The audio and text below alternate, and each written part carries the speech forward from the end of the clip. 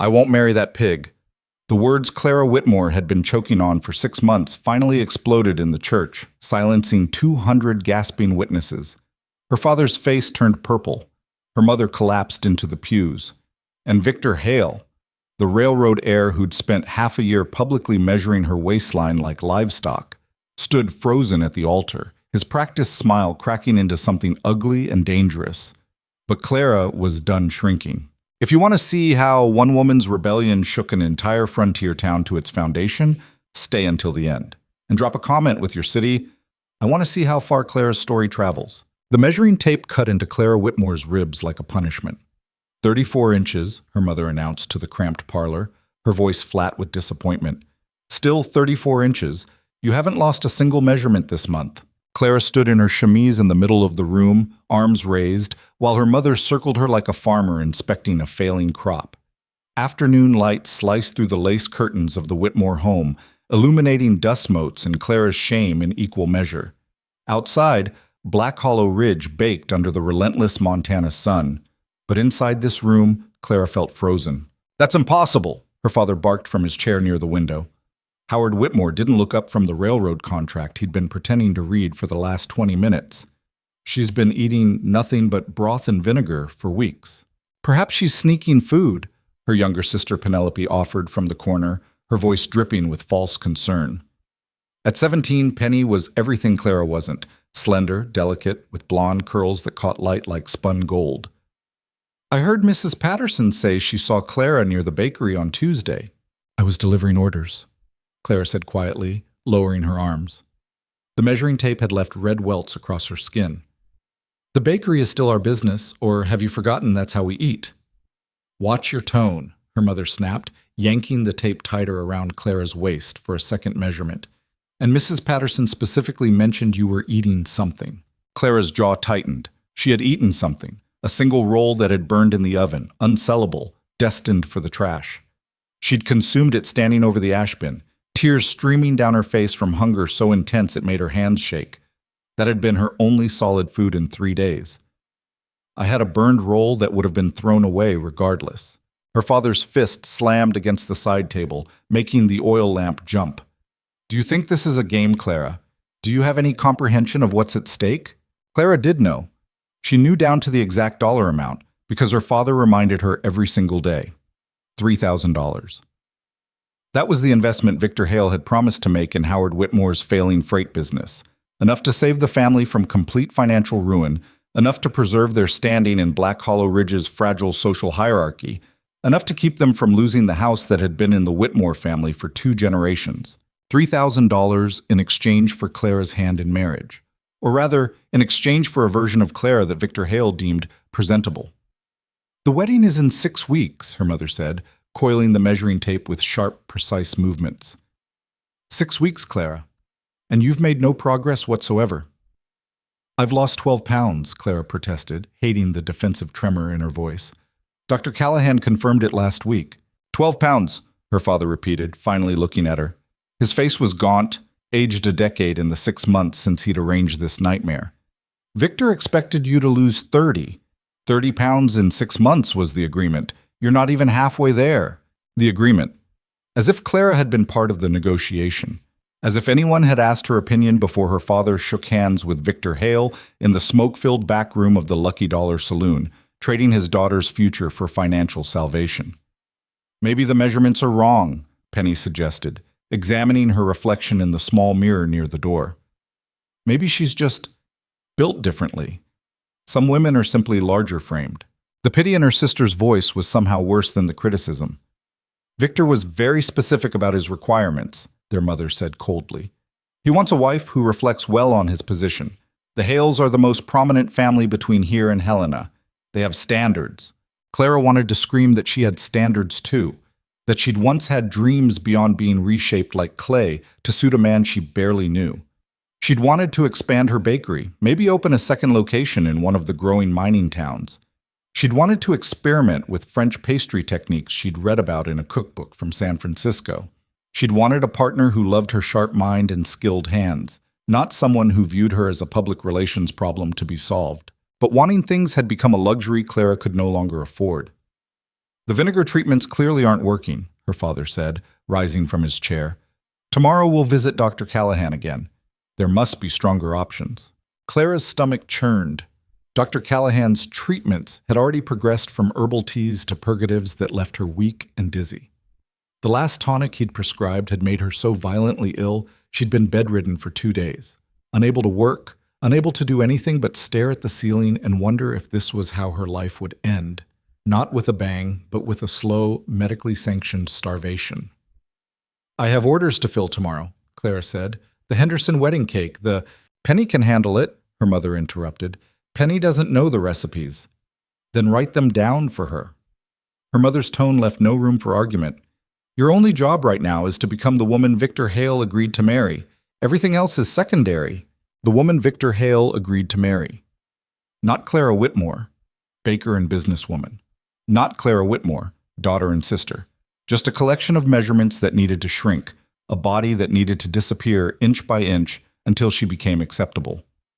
"Get dressed," her father ordered. "Victor is coming for supper tonight. Try to be pleasant. And for heaven's sake, don't eat anything. Just push the food around your plate." 1. Victor Hale arrived precisely at 6 o'clock, as he always did, in a carriage that cost more than most families in Black Hollow Ridge earned in a year. Clara watched from the upstairs window as he climbed down, adjusting his silk cravat and brushing imaginary dust from his tailored jacket. At 32, Victor was handsome in the way expensive things often were, polished, precisely arranged, fundamentally hollow.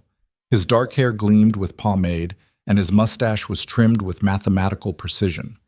He looked like a man who had never been denied anything in his entire life, because he hadn't been. The Hale family owned the railroad spur that connected Black Hollow Ridge to the main line. They owned the largest cattle ranch in 3 counties. They owned the bank, the general store, and half the commercial buildings on Main Street. In a town of 800 souls, the Hales were royalty, and Victor was the crown prince. A crown prince who had deigned to notice Clara exactly once, at a church social 8 months ago, when she'd won the pie baking contest for the 3rd consecutive year. He'd approached her afterward, complimented her lattice work, and asked if she might make a special order for his mother's birthday. Clara had been foolish enough to feel flattered. 2 weeks later, her father had come home drunk and desperate, waiving the contract that would save the family business. All Clara had to do was marry Victor Hale. Simple. Easy. Except for the list of conditions Victor's lawyer had attached to the agreement. The bride-to-be must reduce her current measurements by a minimum of 30 pounds prior to the wedding ceremony. She must dress in a manner befitting the Hale family's social position. She must discontinue any public commercial activities, as the wife of Victor Hale would not engage in trade.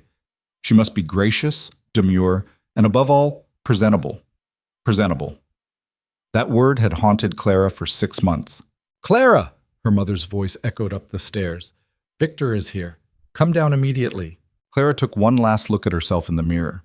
The dress her mother had insisted she wear was one size too small, a deliberate choice designed to motivate her. The seams cut into her sides, and the tight bodice made it difficult to breathe deeply. Her dark hair was pulled back so severely it gave her a headache, and her face looked hollow, not from weight loss, but from exhaustion and hunger and the slow death of hope. She looked like a woman being erased. Downstairs, Victor stood in the parlor, accepting a glass of brandy from her father with the easy confidence of a man accustomed to being served. He smiled when Clara entered, but his eyes performed their usual inspection, a quick clinical assessment that started at her face and traveled downward, measuring, judging, finding her wanting. "Clara," he said warmly, taking her hand and kissing it with practiced gallantry. "You look lovely this evening." The lie hung in the air between them. "Thank you," Clara murmured, because that was her role now. Accept the compliments that weren't compliments. Smile through the insults disguised as concern. Pretend this was a normal courtship instead of a transaction. "Shall we sit?" her mother suggested, gesturing toward the dining room where the table had been set with their finest china. Another performance for Victor's benefit. Dinner was torture. Clara's plate held a tiny portion of plain chicken and steamed vegetables, while everyone else enjoyed pot roast, potatoes, and the rolls Clara herself had baked that morning before her mother confiscated them. She pushed food around her plate as instructed, taking small bites that she chewed slowly, trying to make her meager portion last. Victor dominated the conversation, talking about the railroad expansion, about his recent trip to San Francisco, about the grand plans his father had for developing Black Hollow Ridge into a proper city. Of course, that will require the right sort of people in leadership positions, Victor said, cutting into his third helping of pot roast. Families with vision, with standards. Too many frontier towns remain crude because they lack proper society. Absolutely right, Howard agreed eagerly, which is why this union is so important. Combining our family's strengths, building something lasting. Clara noticed Victor glance at her plate, noting how much she'd eaten, calculating. She set down her fork, no longer hungry anyway. Hunger had become such a constant companion that she barely recognized the sensation anymore. It was just the background hum of her existence now, like the sound of wind or the tick of the parlor clock. "Clara," Victor said, turning his attention fully to her for the first time that evening. "Your mother mentioned you've been experiencing some difficulty with the preparation regimen." Preparation regimen. As if shrinking herself was equivalent to studying for an examination. "I'm doing my best," Clara said quietly. "Of course you are," Victor replied, his tone dripping with condescension. "But perhaps your best needs to be better. The wedding is only 6 weeks away, and frankly, I'm concerned about the timeline." The table fell silent. Even Penny stopped picking at her food. "Dr. Callahan has been very helpful," Clara's mother interjected quickly. "We're exploring additional treatments." "That's good to hear," Victor said, taking a slow sip of wine. "Because I want to be very clear about my expectations. The Hale family has a certain reputation to maintain. My wife will be representing not just me, but my father's business interests, our family name, our position in society. She needs to look the part." Clara's hands clenched in her lap beneath the table. "When I agreed to this arrangement," Victor continued, looking directly at Howard now, "I was assured that Clara understood the conditions and was fully committed to meeting them. I've been more than patient, I think. 6 months is a generous timeline, but I'm beginning to wonder if perhaps this isn't going to work out after all." The threat landed like a physical blow. Howard's face went white. "Now, Victor," he said quickly, "there's no need to talk about backing out. Clara is committed. We're all committed. She's made excellent progress. 12 pounds, Victor interrupted, in 6 months. That's hardly excellent progress, Howard." "The last month has been particularly challenging," Clara's mother added desperately. "But we have a new plan. Dr. Callahan has recommended a more aggressive approach." "I don't want to hear about plans," Victor said, his pleasant facade cracking to reveal something harder underneath. "I want to see results, tangible, visible results. Is that understood?" He was looking at Clara now, and she recognized the expression on his face. She'd seen it before in the eyes of men bargaining over livestock at the auction yard. He was calculating whether she was worth the investment, whether she could be whipped into shape, whether she was salvageable. "I understand," Clara heard herself say, the words coming from somewhere far away. "Good." Victor's smile returned instantly, warm and empty. "Then we have nothing to worry about. I'm sure you'll make me very proud, Clara." The rest of dinner passed in a blur. Clara excused herself as soon as was polite, claiming a headache, which wasn't entirely false. The tight dress and empty stomach had combined to make her genuinely dizzy. She escaped to her room and sat on the edge of her bed, listening to the muffled sounds of Victor's departure, her father's obsequious goodbyes, the carriage wheels crunching down the drive. Then silence. Clara walked to her wardrobe and pulled out the dress she'd worn to last year's harvest festival, before the engagement, before the measuring tapes and vinegar treatments and shame. She held it against her body, remembering how she'd felt that night. Full. Satisfied. Competent. She'd supplied pies for the entire event, and people had lined up 3 deep at her table. She'd laughed with friends, danced with several respectable men who'd seemed genuinely interested in her conversation, and gone home tired but content. That woman felt like a stranger now. A soft knock interrupted her thoughts.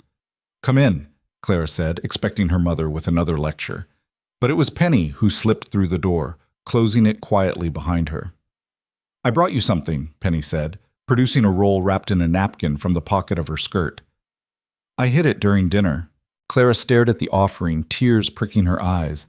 Penny had been so distant lately, so caught up in her own social activities and suitors. This small kindness felt enormous. "Thank you," Clara whispered, taking the roll.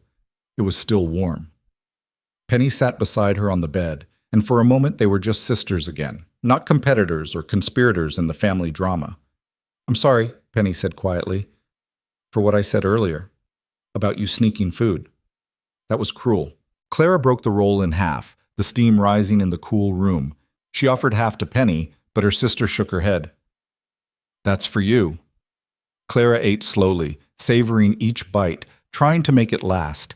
It was the most delicious thing she'd ever tasted, though it was probably indistinguishable from the hundreds of other rolls she'd made. "Do you love him?" Penny asked suddenly. "Victor?" Clara almost laughed. "Love. What a quaint concept." "No," she said honestly. "I don't even like him particularly." "Then why are you doing this?" Clara gestured vaguely at the room around them, at the house that represented everything her family had built, at the precarious security they were all clinging to. "Because if I don't, we lose everything. Father's business fails. We lose the house. Mother loses her standing in society. And you," Clara looked at her sister, "you lose your chance at a good match. No respectable family will consider a girl whose own family is destitute." "That's not fair," Penny protested. "That's not your responsibility, isn't it?" Clara finished the roll, licking the crumbs from her fingers. "I'm the oldest. I'm unmarried at 24. And apparently, I'm the only asset Father has left to bargain with." "You're not an asset. You're a person. Tell that to Victor Hale." They sat in silence for a while, watching the sunset paint the walls amber and gold. In the distance, Clara could hear the sounds of Black Hollow Ridge settling in for the evening, horses being stabled, shop doors closing, the train whistle signaling the last arrival of the day. "What if you just left?" Penny suggested quietly. "Took the train somewhere. Started over." Clara had considered it. Of course she had. Late at night, starving and despairing, she'd imagined buying a ticket to San Francisco or Portland or anywhere that wasn't here. She'd imagined finding work in a bakery, renting a small room, building a life that belonged only to her. But then she'd think about her mother's face, her father's desperation, the way the business ledgers showed nothing but red ink, the mortgage payments they were already 3 months behind on. She'd think about Penny, who deserved a future that didn't include poverty and shame. And she'd stay. "I can't," Clara said simply. "Not yet." Penny squeezed her hand once, then left as quietly as she'd come. Clara lay back on her bed, staring at the ceiling, counting the weeks until the wedding. 6 weeks. 42 days. 1,008 hours. 1,008 hours to become someone she wasn't. 1,008 hours to disappear. To chase. The next morning, Clara's mother dragged her back to Dr. Callahan's office. The doctor's practice occupied a narrow building on Main Street, sandwiched between the hardware store and a lawyer's office. The waiting room smelled of carbolic acid and desperation, that particular mixture of antiseptic and fear that seemed to permeate all frontier medical establishments. "Mrs. Whitmore, Miss Whitmore," Dr. Callahan greeted them, his spectacles reflecting the harsh morning light. He was a thin man with nervous hands and a tendency to avoid direct eye contact. "Please, come in." His examination room was cramped and overheated, with medical diagrams on the walls showing various anatomical cross-sections. Clara tried not to look at them as she sat on the examination table, the paper crinkling beneath her. "Your mother tells me the current regimen isn't producing the desired results," Dr. Callahan said, washing his hands in the basin. "How are you feeling generally?" "Tired," Clara admitted. "Dizzy sometimes. Cold, even when it's warm outside." "That's to be expected with rapid weight reduction," the doctor said dismissively. "Your body is adjusting to the new normal." The new normal of starvation, Clara thought, but didn't say. "We need something more effective," her mother said from the corner.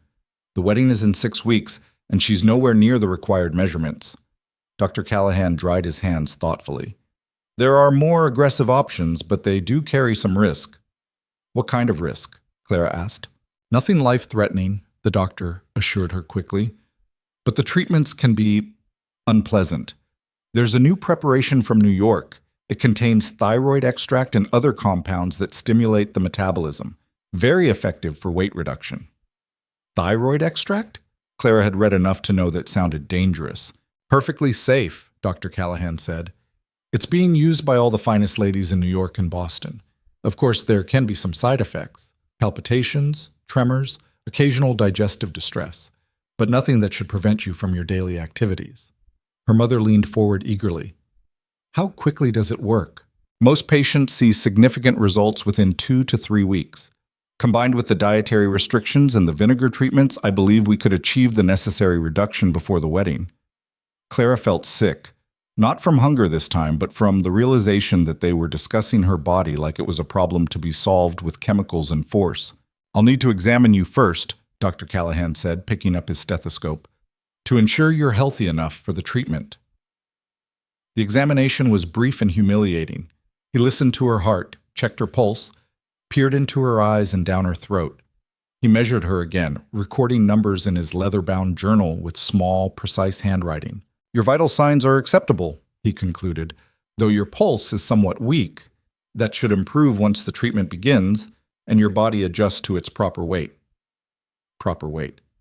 As if there was a mathematical formula for worth. I'll prepare the first dose now, Dr. Callahan said. You'll need to take it daily, first thing in the morning on an empty stomach. No food for at least 2 hours afterward. 2 hours? Clara's mother frowned. She's already not eating much. The medication works best when the stomach is empty. It allows for maximum absorption. The doctor began mixing compounds from various bottles, creating a murky brown liquid that looked like poison.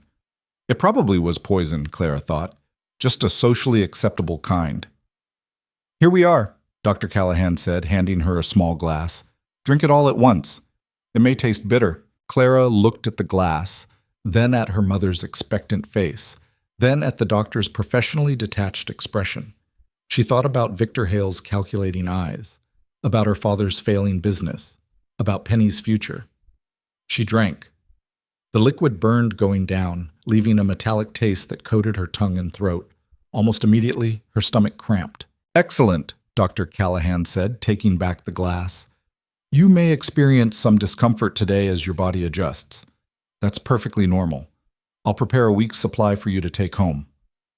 As they left the doctor's office, Clara clutching a paper bag full of bottles, she caught sight of herself in the window of the general store. She looked like a ghost, hollow-eyed, pale, insubstantial. She looked like she was disappearing, and everyone in Black Hollow Ridge was watching it happen. Pass. 3 weeks later, Clara stood in her family's bakery kitchen before dawn, trying to remember the recipe for sourdough. Her hands shook as she measured flour. The tremors had started 5 days after beginning Dr. Callahan's treatment and hadn't stopped since. Her heart raced constantly, a hummingbird rhythm that never slowed, even during sleep. She'd lost another 8 pounds, bringing her total to 20, but the cost had been steep. She couldn't focus. Couldn't sleep. Couldn't think clearly through the fog of chemicals and hunger that had become her constant state. The bread dough blurred in front of her. Was it 2 cups of flour or 3? She'd made this recipe 1,000 times, could usually do it in her sleep, but now the measurements eluded her like water through a sieve.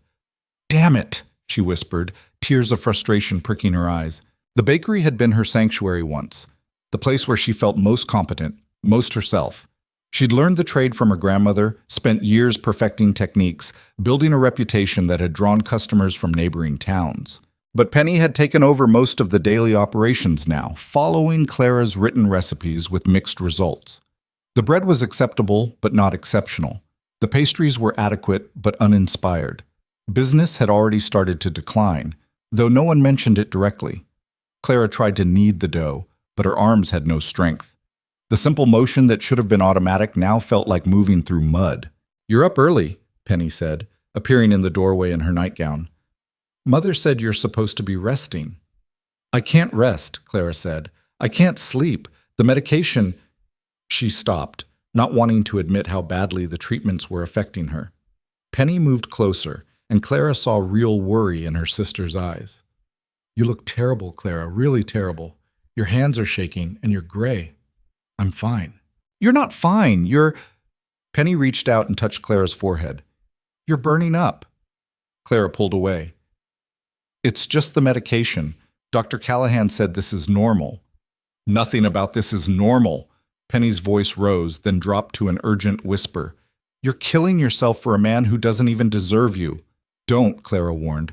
Don't make this harder than it already is. How could it possibly be harder? You can barely stand, you can't focus. You're taking poison every morning and calling it medicine. When does it stop, Clara? When you collapse? When you die? When I'm thin enough, Clara said flatly. When Victor decides I'm presentable. When Father's business is saved and you can marry well and Mother can hold her head up in church. That's when it stops. The words hung between them, brutal in their honesty. Penny's eyes filled with tears. I don't want that. I never wanted this for you.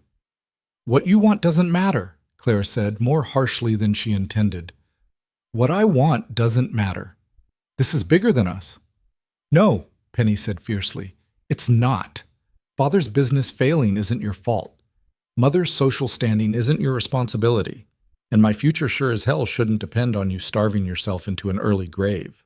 Clara wanted to believe her, wanted to set down the burden she'd been carrying and walk away from all of it. But the weight of expectation was too heavy, too ingrained. Just let me work, Clara said quietly. Please. Penny stood there a moment longer, then left without another word. Clara turned back to the dough, but her vision swam. The room tilted, and she gripped the counter for support. Her heart hammered so hard she could feel it in her throat, in her temples, in her fingertips. This was fine. This was normal. This was the cost of becoming presentable. She forced herself to keep kneading, though every movement felt like wading through quicksand. The bread had to be perfect. Everything had to be perfect, because in 3 weeks she would stand at the altar in a dress that finally fit, beside a man who had finally deemed her acceptable, and everyone would see that she'd been worth the investment after all. In 3 weeks, she would become Mrs. Victor Hale. In 3 weeks, Clara Whitmore would cease to exist entirely. The thought should have terrified her. Instead, she felt nothing at all. On a bright Thursday afternoon 2 weeks before the wedding, Clara's world collapsed in front of the entire town. She'd been standing in the general store, waiting while Mr. Henderson tallied her order of sugar and flour. The store was crowded with the usual afternoon shoppers, women comparing fabric samples, men discussing the price of cattle, children eyeing the candy jars with desperate longing. Clara felt the episode coming a moment before it hit, the familiar racing heart accelerating to something impossible, the room tilting sideways, the ground rushing up to meet her. She didn't remember falling. She came to on the floor, surrounded by concerned faces and scandalized whispers. Mrs. Patterson was fanning her with a newspaper. Mr. Henderson was calling for someone to fetch Dr. Callahan. And somewhere in the crowd, she heard Victor Hale's voice, tight with embarrassment. For heaven's sake, give her air. She's just overwrought. All women get emotional during wedding preparations. Clara tried to sit up, but her body wouldn't cooperate. Her heart still raced, and her vision kept graying at the edges. Don't move, dear, Mrs. Patterson said, her voice rich with false concern and genuine curiosity. You've had quite a spell.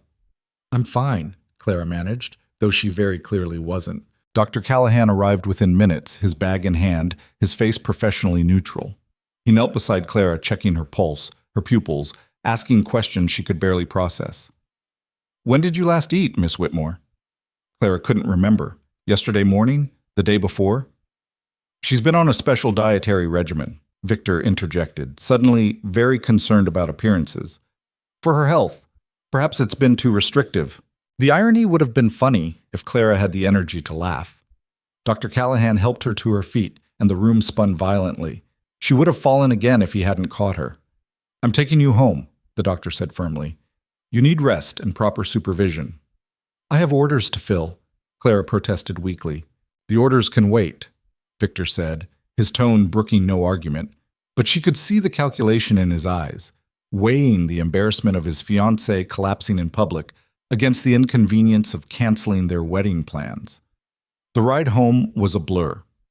Clara slumped in Dr. Callahan's buggy, only vaguely aware of the concerned glances from passers-by. By the time they reached the Whitmore house, her mother was already in a panic. News traveled fast in Black Hollow Ridge. What happened? Margaret Whitmore demanded as the doctor helped Clara inside. She collapsed at Henderson's store, Dr. Callahan said, guiding Clara to the sofa. Her pulse is dangerously elevated, and she shows signs of severe exhaustion. The treatment, Clara's mother began. The treatment needs to stop, Dr. Callahan interrupted, and there was something in his voice that hadn't been there before. Guilt, perhaps, or belated conscience. Immediately. But the wedding is in 2 weeks. Mrs. Whitmore, your daughter's heart is beating at nearly twice its normal rate. Her hands won't stop shaking. She's severely malnourished. If she continues this way, there may not be a wedding because there may not be a bride. The stark words hung in the air. Clara's mother sank into a chair, her face pale. What are you saying? I'm saying I may have been too aggressive with the treatment. The thyroid extract, combined with the dietary restrictions. The doctor trailed off, seemingly unable to finish the thought. You're the one who prescribed it, Margaret accused. You said it was safe. I said it was being used in New York. I didn't say... Dr. Callahan stopped, collected himself. Miss Whitmore needs rest, regular meals, and no more medications. Her body needs time to recover. And Victor's requirements? Her mother asked desperately. The measurements? Will have to be secondary to keeping your daughter alive, the doctor said bluntly. Clara listened to this conversation from what felt like a great distance. They were still talking about her like she was an object, a problem, a project that had gone wrong. Even now, on the edge of collapse, they were calculating whether she was salvageable. Over the next few days, Clara stayed in bed, trying to recover. Her mother brought her bland foods, broths, soft breads, nothing that might upset her ravaged system.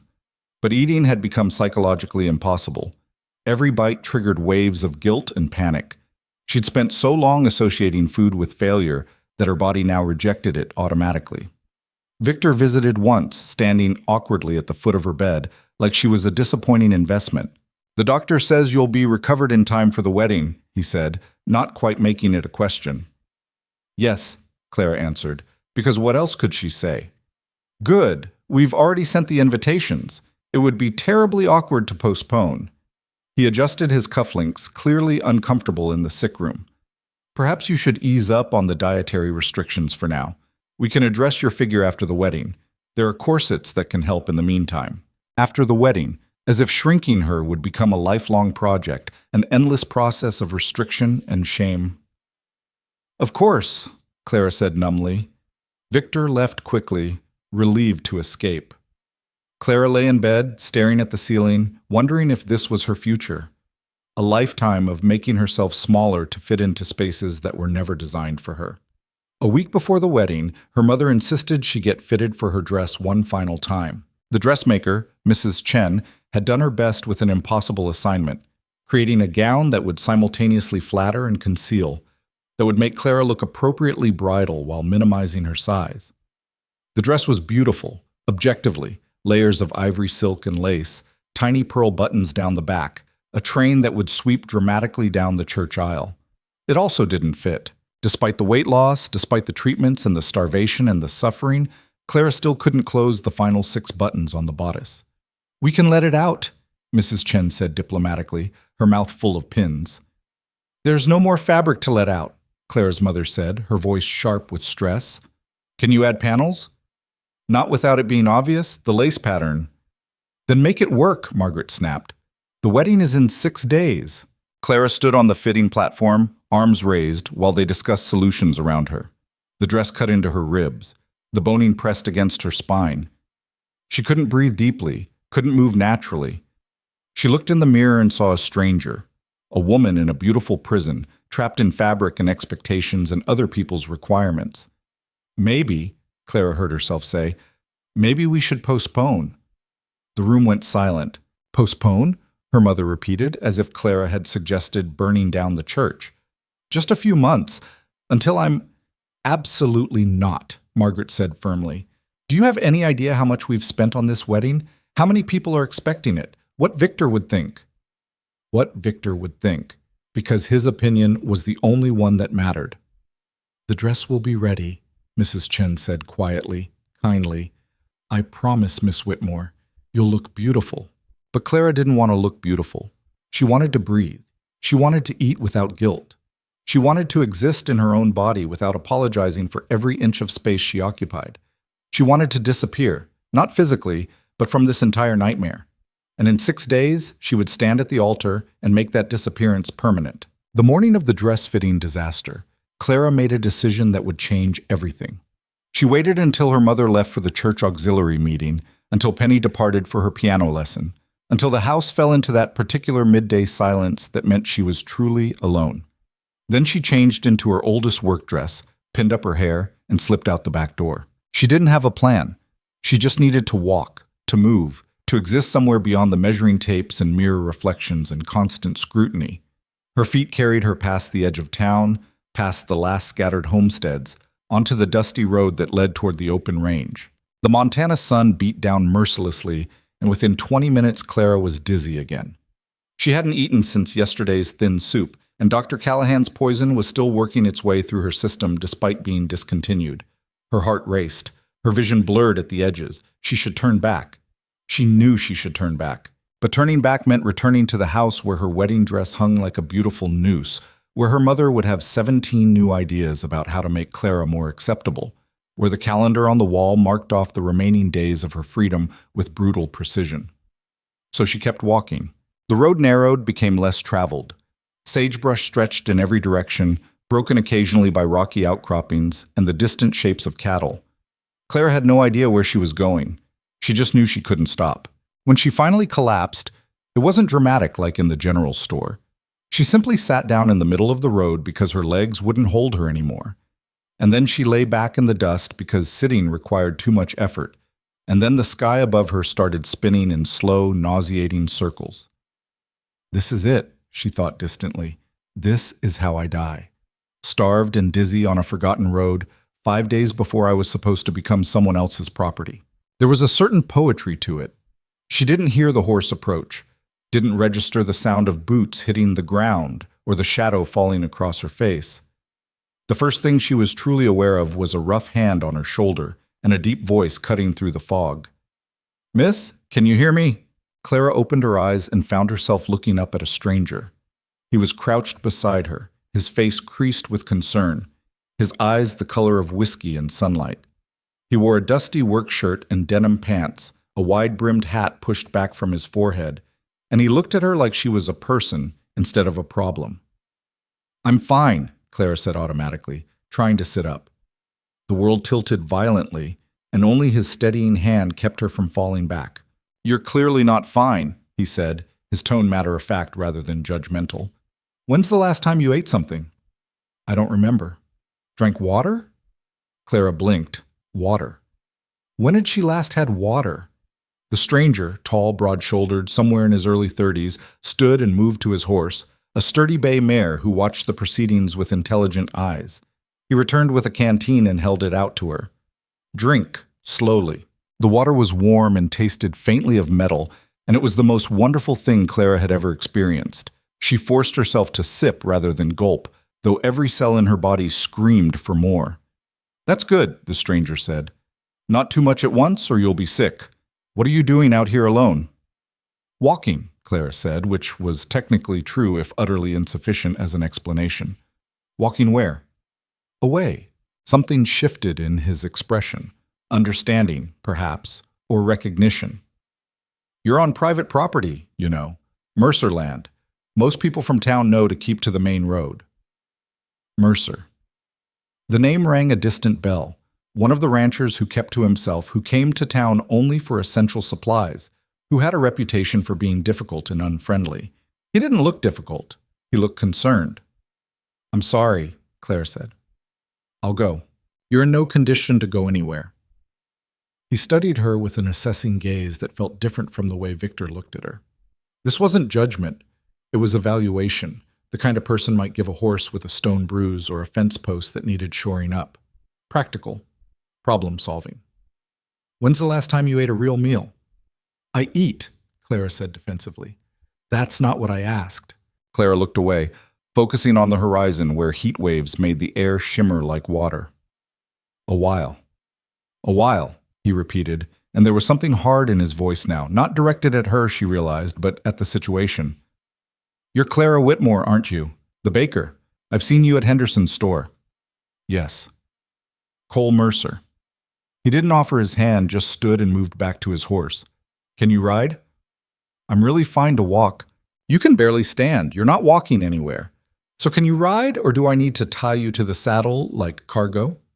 The absurdity of the image, her trussed like a sack of flour across a stranger's horse, startled a laugh out of Clara.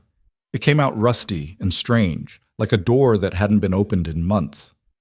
I can ride, she said. Cole brought the mare over and helped Clara to her feet. She swayed dangerously, and his hand moved to her elbow, steadying but not presumptuous.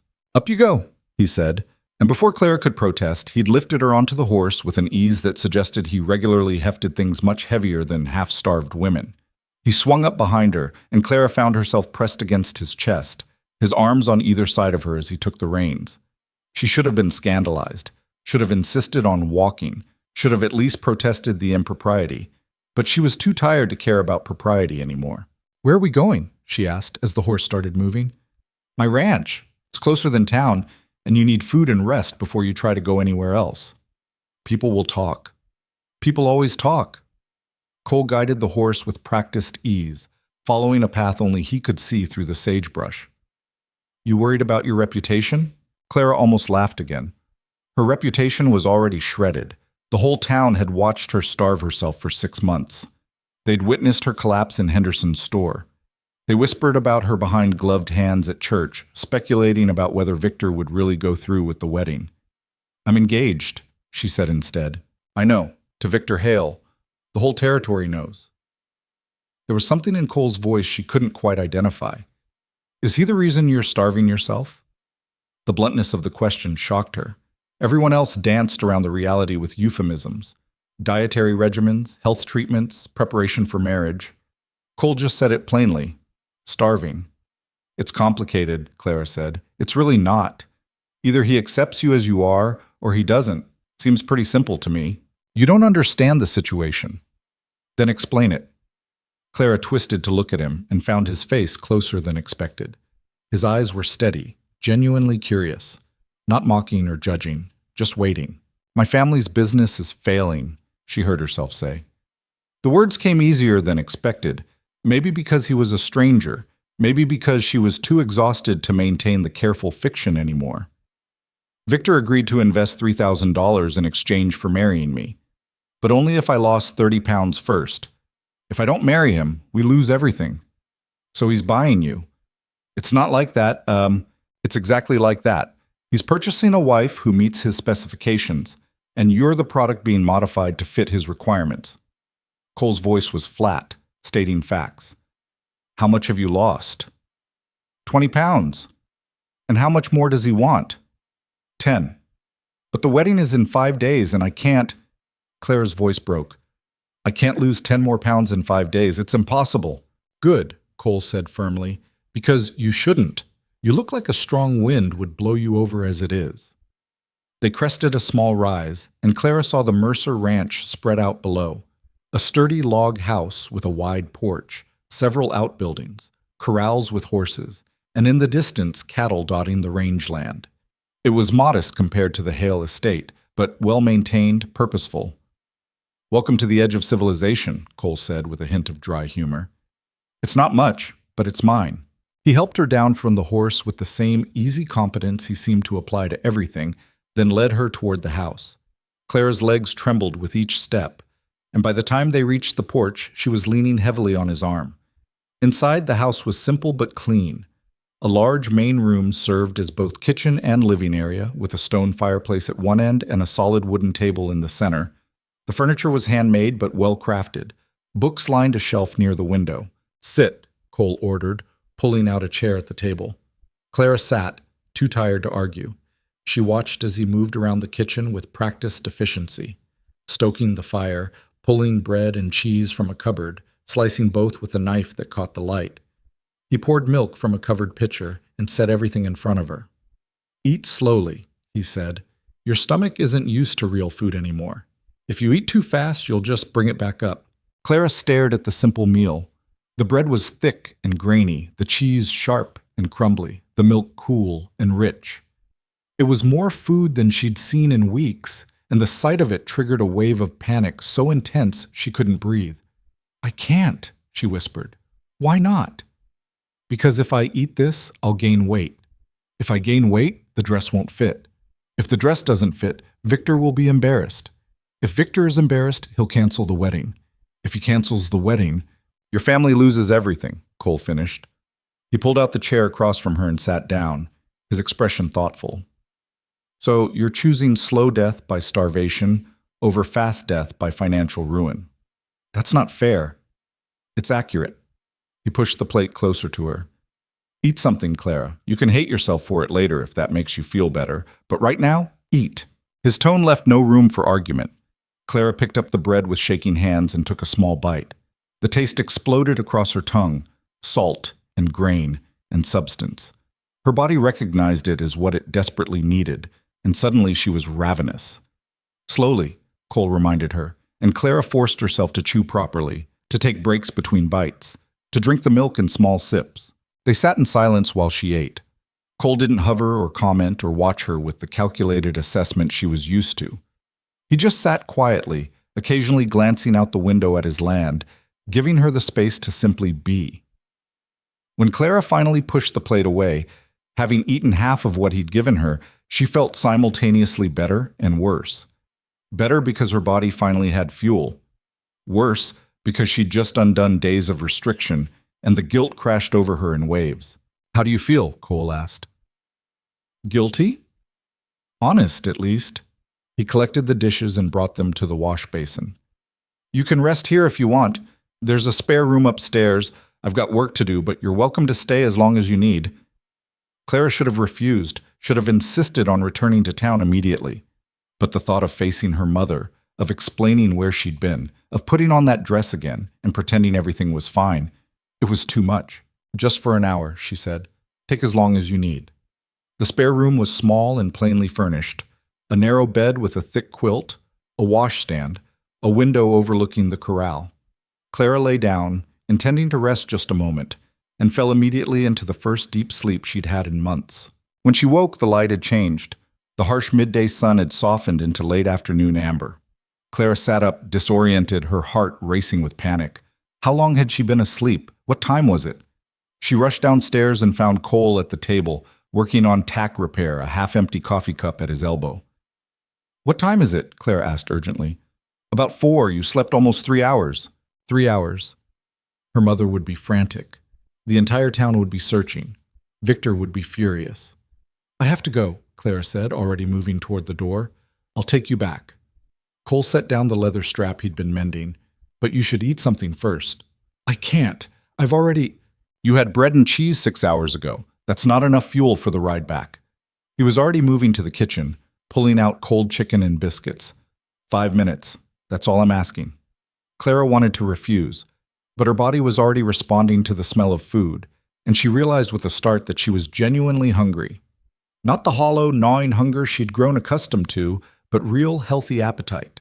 She ate standing up, too anxious to sit.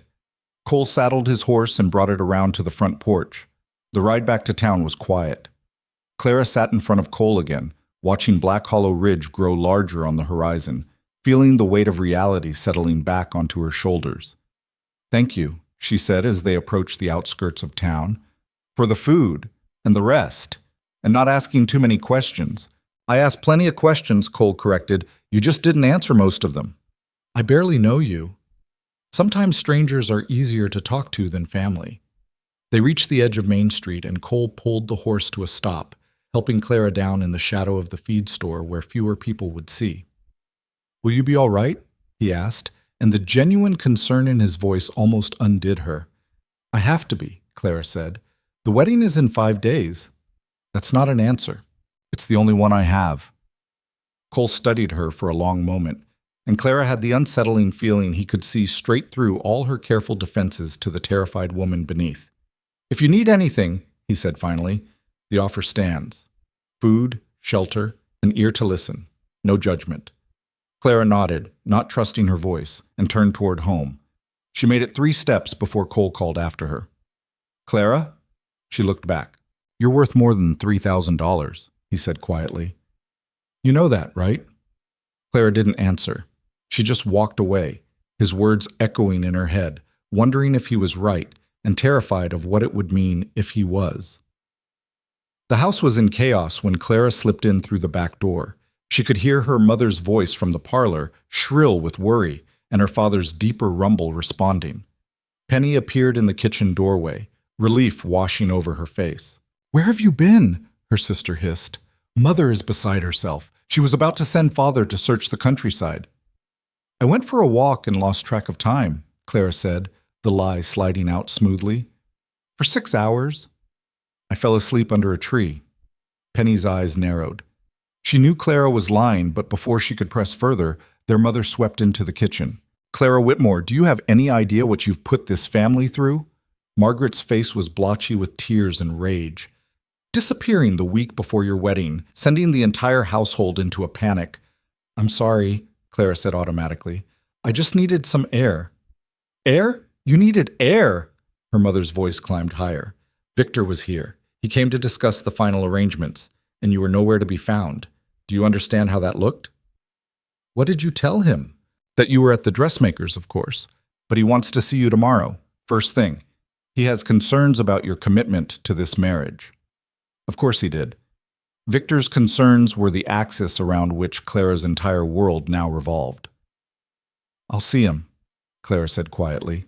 "You'll do more than see him. You'll reassure him. You'll be gracious and grateful and everything a future Hale wife should be." Margaret gripped Clara's shoulders. "We are 5 days away from saving this family. 5 days. Do not ruin this with your selfishness." Selfishness. The word struck Clara like a slap. Wanting to eat was selfish. Wanting to breathe was selfish. Wanting to exist without apologizing for the space she occupied was selfish. "I won't ruin it," Clara heard herself say. Her mother's expression softened fractionally. "Good. Now go upstairs and make yourself presentable for dinner. Your father is in a state, and we need to show a united front." Clara climbed the stairs to her room and sat on the edge of her bed, still tasting bread and cheese on her tongue, still feeling the solid warmth of Cole's presence at her back during the ride home. She touched her stomach, fuller now than it had been in weeks. Evidence of her failure, of her weakness, of her inability to maintain the discipline required to become Victor's wife. But for the first time in months, she didn't feel hollow. Over the next 3 days, Clara existed in a strange duality. Publicly, she played the role of dutiful bride-to-be, meeting with Victor to discuss their honeymoon plans, accepting congratulations from church ladies, smiling through the rehearsal dinner.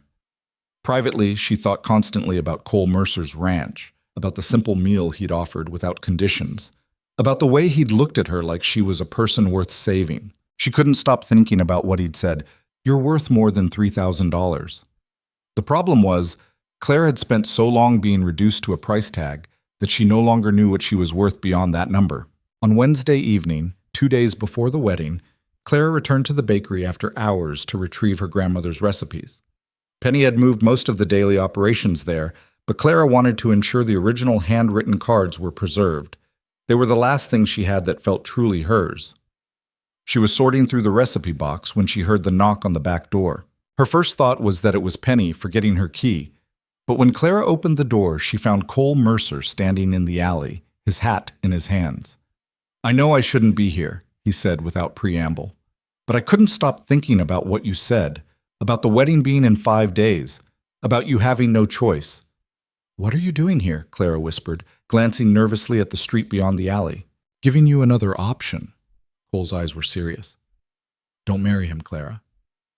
"You don't understand." "I understand perfectly. Your family needs money.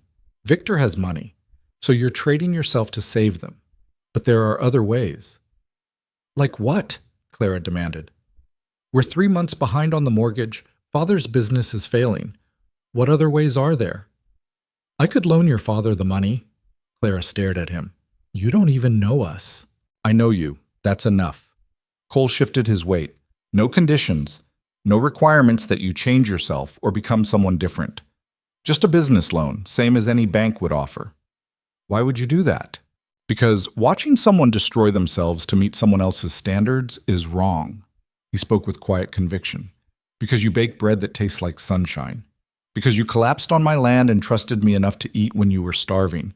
Because in the 3 hours we spent together, I saw more genuine spirit in you than most people show in a lifetime." Clara's throat tightened. "I can't accept charity." "It's not charity. It's a loan. Your father pays me back with interest, same as he would the bank. Cole stepped closer. I'm not asking you to marry me instead. I'm not asking for anything except that you not sacrifice yourself for a man who sees you as a business acquisition. You barely know me, Clara repeated, but her conviction was wavering. Then let me know you better, after you've called off the wedding, after you've eaten real food and remembered what it feels like to take up space in the world without apologizing. Cole's voice was steady. I'm not saying we'd have a future together. Maybe we would, maybe we wouldn't. But at least you'd have the freedom to find out instead of being locked into a marriage that's already killing you. Clara wanted to say yes. Every fiber of her being wanted to accept his offer, to walk away from Victor and the measurements and the shame. But the weight of expectation was too heavy. My mother would never forgive me, she said quietly. My father would see it as the ultimate betrayal. And Penny, her marriage prospects depend on our family maintaining respectability. If I jilt Victor Hale at the altar, we become a scandal. No amount of money fixes that. So you're going to martyr yourself to preserve their social standing? I'm going to do what families do, sacrifice for each other. Cole was quiet for a long moment. When he spoke again, his voice was gentle. That only works if the sacrifice goes both ways, Clara. What has your family sacrificed for you? The question hit her like a physical blow because the answer was nothing. They'd sacrificed nothing. They'd demanded everything, her body, her health, her autonomy, her future, and offered nothing in return except the promise that if she disappeared enough, she might finally be acceptable. I should go, Clara said, because if she stayed any longer, she might do something foolish like believe him. If you change your mind, Cole said, I'll be at the church on Friday. I know I have no right to be there, but I'll be there anyway.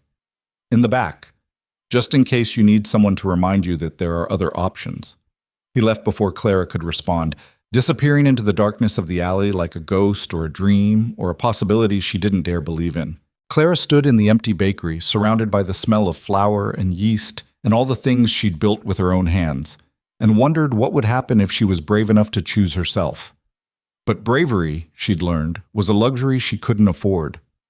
The wedding was in 2 days, and Clara Whitmore had run out of time. The morning of the wedding arrived with cruel clarity. Bright sun, cloudless sky.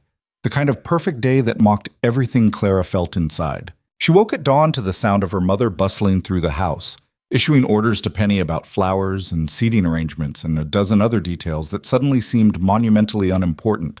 Clara lay in bed, staring at the ceiling, counting her heartbeats and wondering if it was possible to simply refuse to get up, to stay in this bed forever and let the wedding happen without her. But her mother appeared in the doorway at 6:30, already dressed, her face a mask of determined cheerfulness. "Today's the day," Margaret announced, as if Clara might have forgotten. "Mrs. Chen will be here at 8 to help you dress. The photographer arrives at 9. The ceremony is at 11. Everything is perfect." Perfect. The word had lost all meaning. Clara forced herself out of bed and submitted to the morning's rituals. Her mother had arranged for a bath with special oils that were supposed to make her skin glow. A hairdresser from Helena had been hired to create an elaborate updo that required 47 pins and nearly 2 hours to complete. Penny fluttered around applying powder and rouge to Clara's face, trying to disguise the dark circles and hollow cheeks that 6 months of starvation had created. Through it all, Clara felt like she was watching someone else's life. This couldn't be happening to her. This was happening to some other woman, some Clara-shaped ghost who moved and breathed and responded appropriately, while the real Clara screamed silently inside. When Mrs. Chen arrived with the dress, Clara's stomach lurched. The seamstress had worked a minor miracle, adding invisible panels and restructuring the bodice so that it would close, barely, over Clara's frame. But the dress still felt like a cage, beautiful, expensive, suffocating. "Arms up," Mrs. Chen instructed, and Clara raised her arms obediently while the older woman and Penny worked together to maneuver the heavy silk over her head. The fabric slithered down, cool against her skin. Penny began fastening the tiny pearl buttons, starting at the bottom and working upward. Clara focused on breathing shallowly, trying not to expand her rib cage too much, trying to take up as little space as possible. "It's tight," Penny murmured when she reached the middle buttons. "It has to be tight," their mother said sharply. "Keep going." Penny continued fastening, and Clara felt each button close like a shackle. By the time they reached the top, she genuinely couldn't breathe deeply. The boning pressed against her ribs, the bodice compressed her chest, and the weight of the skirt pulled at her waist. "There," Mrs. Chen said, stepping back to assess. "You look beautiful, Miss Whitmore." Clara turned to the mirror and saw a stranger staring back. The woman in the reflection wore an exquisite gown and an elaborate hairstyle. Her face was painted to hide the evidence of suffering. She looked like a bride from a magazine illustration, perfect, porcelain, utterly lifeless. "Clara?" Penny touched her arm gently. "Are you all right?" "No!" Clara wanted to scream. "I'm not all right. I'm terrified and trapped, and I don't want this." But saying it out loud would destroy everything: her family's finances, her mother's social standing, her father's last desperate gamble at salvation. "I'm fine," Clara whispered. "Just nervous." "Every bride is nervous," her mother said briskly, adjusting Clara's veil. "It's perfectly natural. Now, we need to leave in 15 minutes. The photographer wants pictures before the ceremony." Those 15 minutes passed in a blur of final adjustments and anxious instructions. Her mother reminded her to smile, to stand up straight, to remember that everyone would be watching. Penny pressed a handkerchief into her hand in case she cried. Mrs. Chen fussed over the train one last time. And then they were in the carriage, rolling toward the church, and Clara watched Black Hollow Ridge pass by the window. The general store where she'd collapsed, the bakery where Cole had found her in the alley, the streets she'd walked her entire life suddenly feeling foreign and far away. The church looked like something from a dream. White ribbons adorned every pew. Flowers cascaded from elaborate arrangements at the altar. Candles flickered in the morning light, creating an atmosphere of romance and sanctity that made Clara's skin crawl. The photographer was waiting on the steps, an energetic man from Helena who positioned Clara in a dozen different poses, standing alone, with her mother, with Penny, looking demure and joyful, and every other emotion she didn't actually feel. "Smile, Miss Whitmore," he kept saying. "This is the happiest day of your life." Clara smiled until her face ached. Inside the church, guests were already arriving. Clara caught glimpses of them through the door to the bride's preparation room. Mrs. Patterson in an enormous feathered hat, the Henderson family filling an entire pew, business associates of Victor's father in their expensive suits, half the population of Black Hollow Ridge dressed in their Sunday finest. They'd all come to witness Clara Whitmore's transformation from burden to bride. At 10:30, her father appeared in the doorway of the preparation room. Howard Whitmore looked older than Clara remembered, the lines around his eyes deeper, his shoulders slightly stooped. But when he saw her in the wedding dress, something like relief washed over his face. "You look beautiful, Clara," he said, and for a moment she almost believed he meant it as a father, rather than as a man whose financial salvation was about to be secured. "Thank you, Papa," Clara said, using the childhood name she hadn't employed in years. He crossed the room and took her hands, and Clara was startled to see his eyes were damp. "I know this hasn't been easy," he said quietly. "The preparations, the requirements, all of it. But you've done it. You've saved us." There it was. The truth laid bare. Not, "You're getting married," or "You found happiness," but "You've saved us." "I did what I had to do," Clara said. "You did what family does," her father corrected. "You sacrificed for the greater good. That takes strength, Clara. Real strength. I'm proud of you." The words should have warmed her. Instead, they felt like ice water. He was proud that she'd destroyed herself. Proud that she'd submitted to being reshaped and measured and starved. Proud that she'd learned to make herself smaller. Before Clara could respond, the church bells began to chime. 11 o'clock. Time. Her mother appeared, straightening Clara's veil one last time. "Remember to walk slowly, keep your shoulders back, and smile. Everyone is watching." Everyone was always watching. The processional music began. Some classical piece Clara didn't recognize. Through the crack in the door, she could see Penny starting down the aisle, scattering rose petals, looking like everything Clara was supposed to be: delicate, lovely, uncomplicated. "Ready?" her father asked, offering his arm. Clara took it, her hand trembling, and allowed him to lead her toward the doorway. The sanctuary was packed. Every pew was filled, every eye turned toward her as she appeared at the back of the church. Clara could feel their gazes like physical touches, assessing, judging, measuring. She fixed her eyes on the altar, where Victor stood beside Reverend Thompson, looking immaculate in his tailored suit. Victor watched her approach with an expression Clara couldn't quite read. Pride, perhaps. Satisfaction. The look of a man who had invested wisely and was about to collect his returns. The walk down the aisle felt endless. Clara's feet moved mechanically, one step at a time, her father's arm rigid beneath her hand. The faces in the pews blurred together, friends, neighbors, strangers who had nothing better to do on a Friday morning than watch a transaction disguised as a sacrament. Halfway down the aisle, Clara's vision swam. The tight dress made breathing difficult, and the heat from the crowded church and the candles created a stifling atmosphere. She stumbled slightly, and her father's grip on her arm tightened. "Almost there," he whispered. "Don't you dare faint." Clara forced her feet to keep moving. Left, right, closer to the altar, closer to Victor, closer to the moment when she would cease to be Clara Whitmore and become Mrs. Victor Hale. They reached the front of the church, and her father released her arm, placing her hand in Victor's. His palm was cool and dry, his grip firm and possessive. Reverend Thompson opened his Bible, and the ceremony began. Clara heard the words as if from underwater. "Dearly beloved, gathered here today, holy matrimony, joined together." The Reverend's voice droned on, reciting the familiar liturgy, and Clara focused on breathing through the constricting dress, on staying upright, on not collapsing in front of 200 witnesses.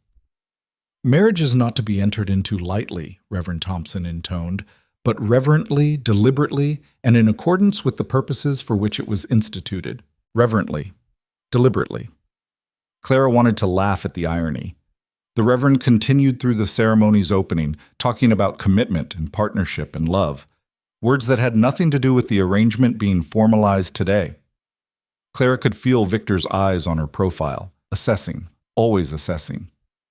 "Who gives this woman to be married to this man?" Reverend Thompson asked.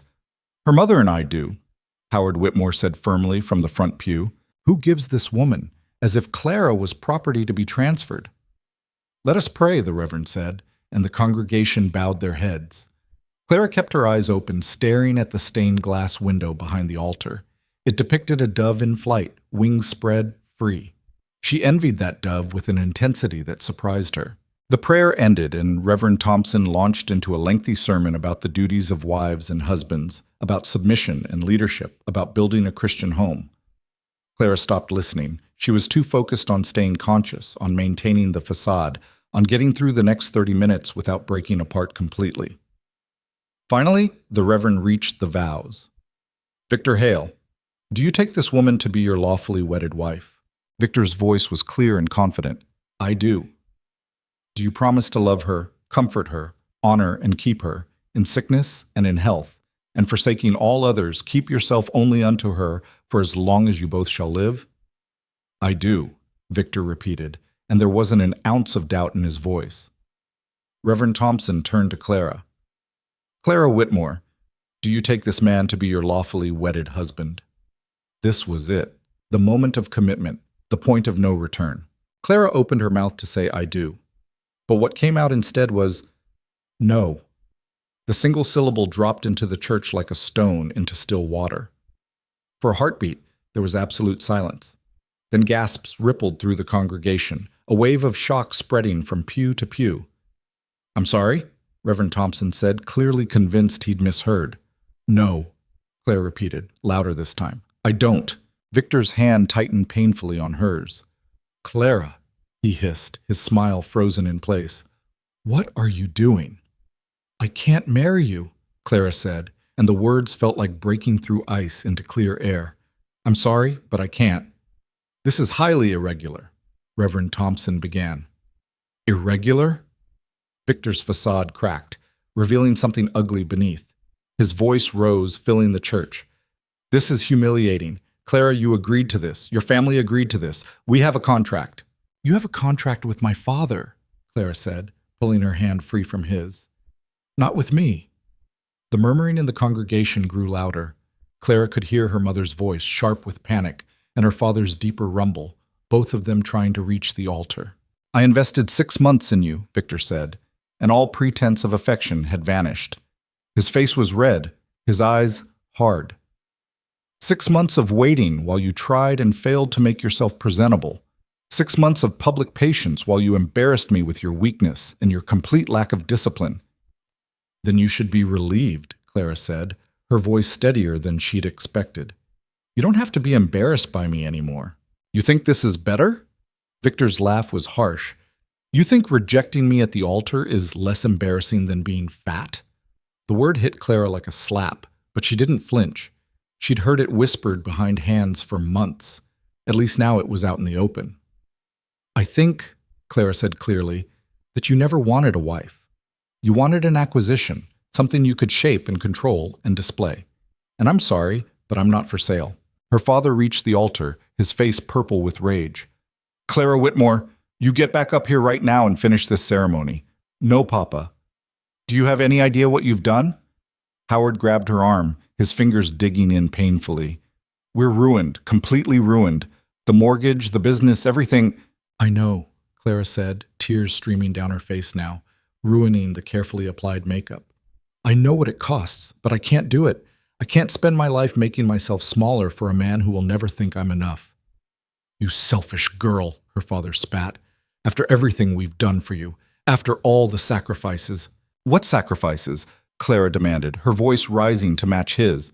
You starved me. You poisoned me. You paraded me around like livestock, measuring and judging and finding me wanting at every turn. You didn't sacrifice anything. You sacrificed me. The church had erupted into chaos.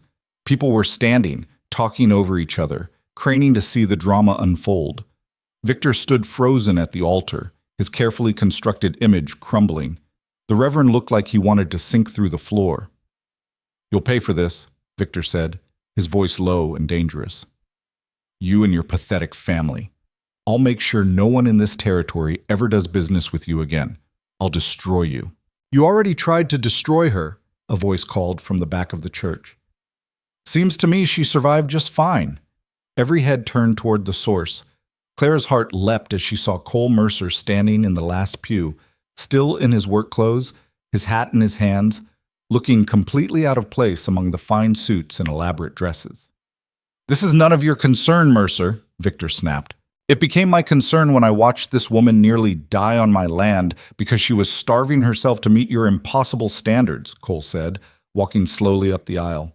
The crowd parted for him like he was Moses at the Red Sea. It became my concern when I realized the whole town was watching her waste away and calling it a wedding preparation. Cole, don't, Clara started, terrified he was about to make things worse. But Cole wasn't looking at her. He was looking at Victor with an expression of pure contempt.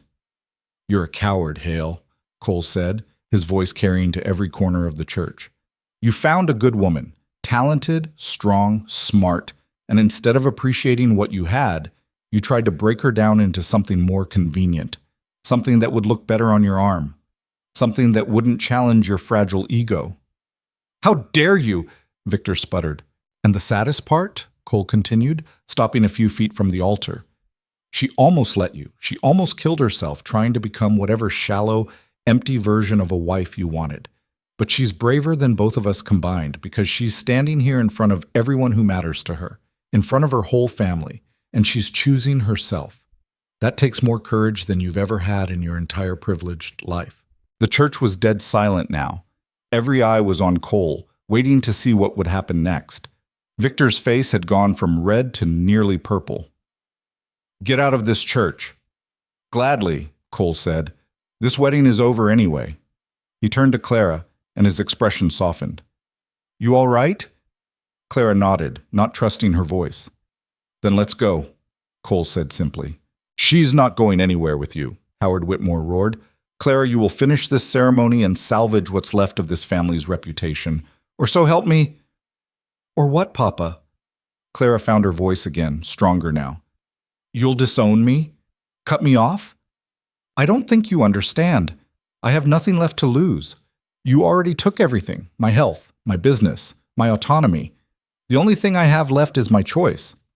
And I'm choosing to leave. She gathered her skirts and stepped away from the altar. Her mother was weeping dramatically in the front pew, being comforted by Penny. Her father looked like he might have a stroke. Victor stood frozen, humiliated and furious, in front of 200 witnesses. Clara walked down the aisle toward Cole, each step feeling lighter than the last. She was vaguely aware of the gasps and whispers that followed her, the scandalized faces, the shock rippling through the crowd. But she didn't care anymore. For the first time in 6 months, she didn't care what anyone thought. She reached Cole, and he offered his arm. Clara took it, and together they walked out of the church into the bright morning sunshine. Behind them, the church erupted. Clara could hear her father shouting, her mother wailing, Victor demanding someone do something. But the sounds grew fainter as she and Cole descended the church steps and crossed the street to where his horse was tied. "Can you ride in that dress?" Cole asked. Clara looked down at the elaborate gown, the train dragging in the dust, the tight bodice that had been torturing her all morning.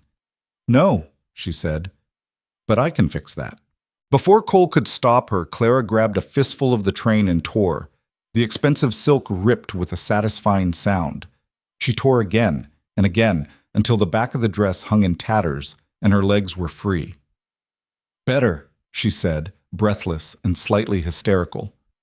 Cole stared at her for a moment, then started to laugh. It was a deep, genuine sound, and it made Clara laugh too, giddy with relief and terror and the sheer absurdity of what she'd just done. "Come on," Cole said, helping her onto the horse. "Let's get you somewhere safe before your father organizes a lynch mob." They rode through town at a measured pace, Clara still in her destroyed wedding dress, Cole beside her on foot leading the horse. People stared from doorways and windows, already spreading the news.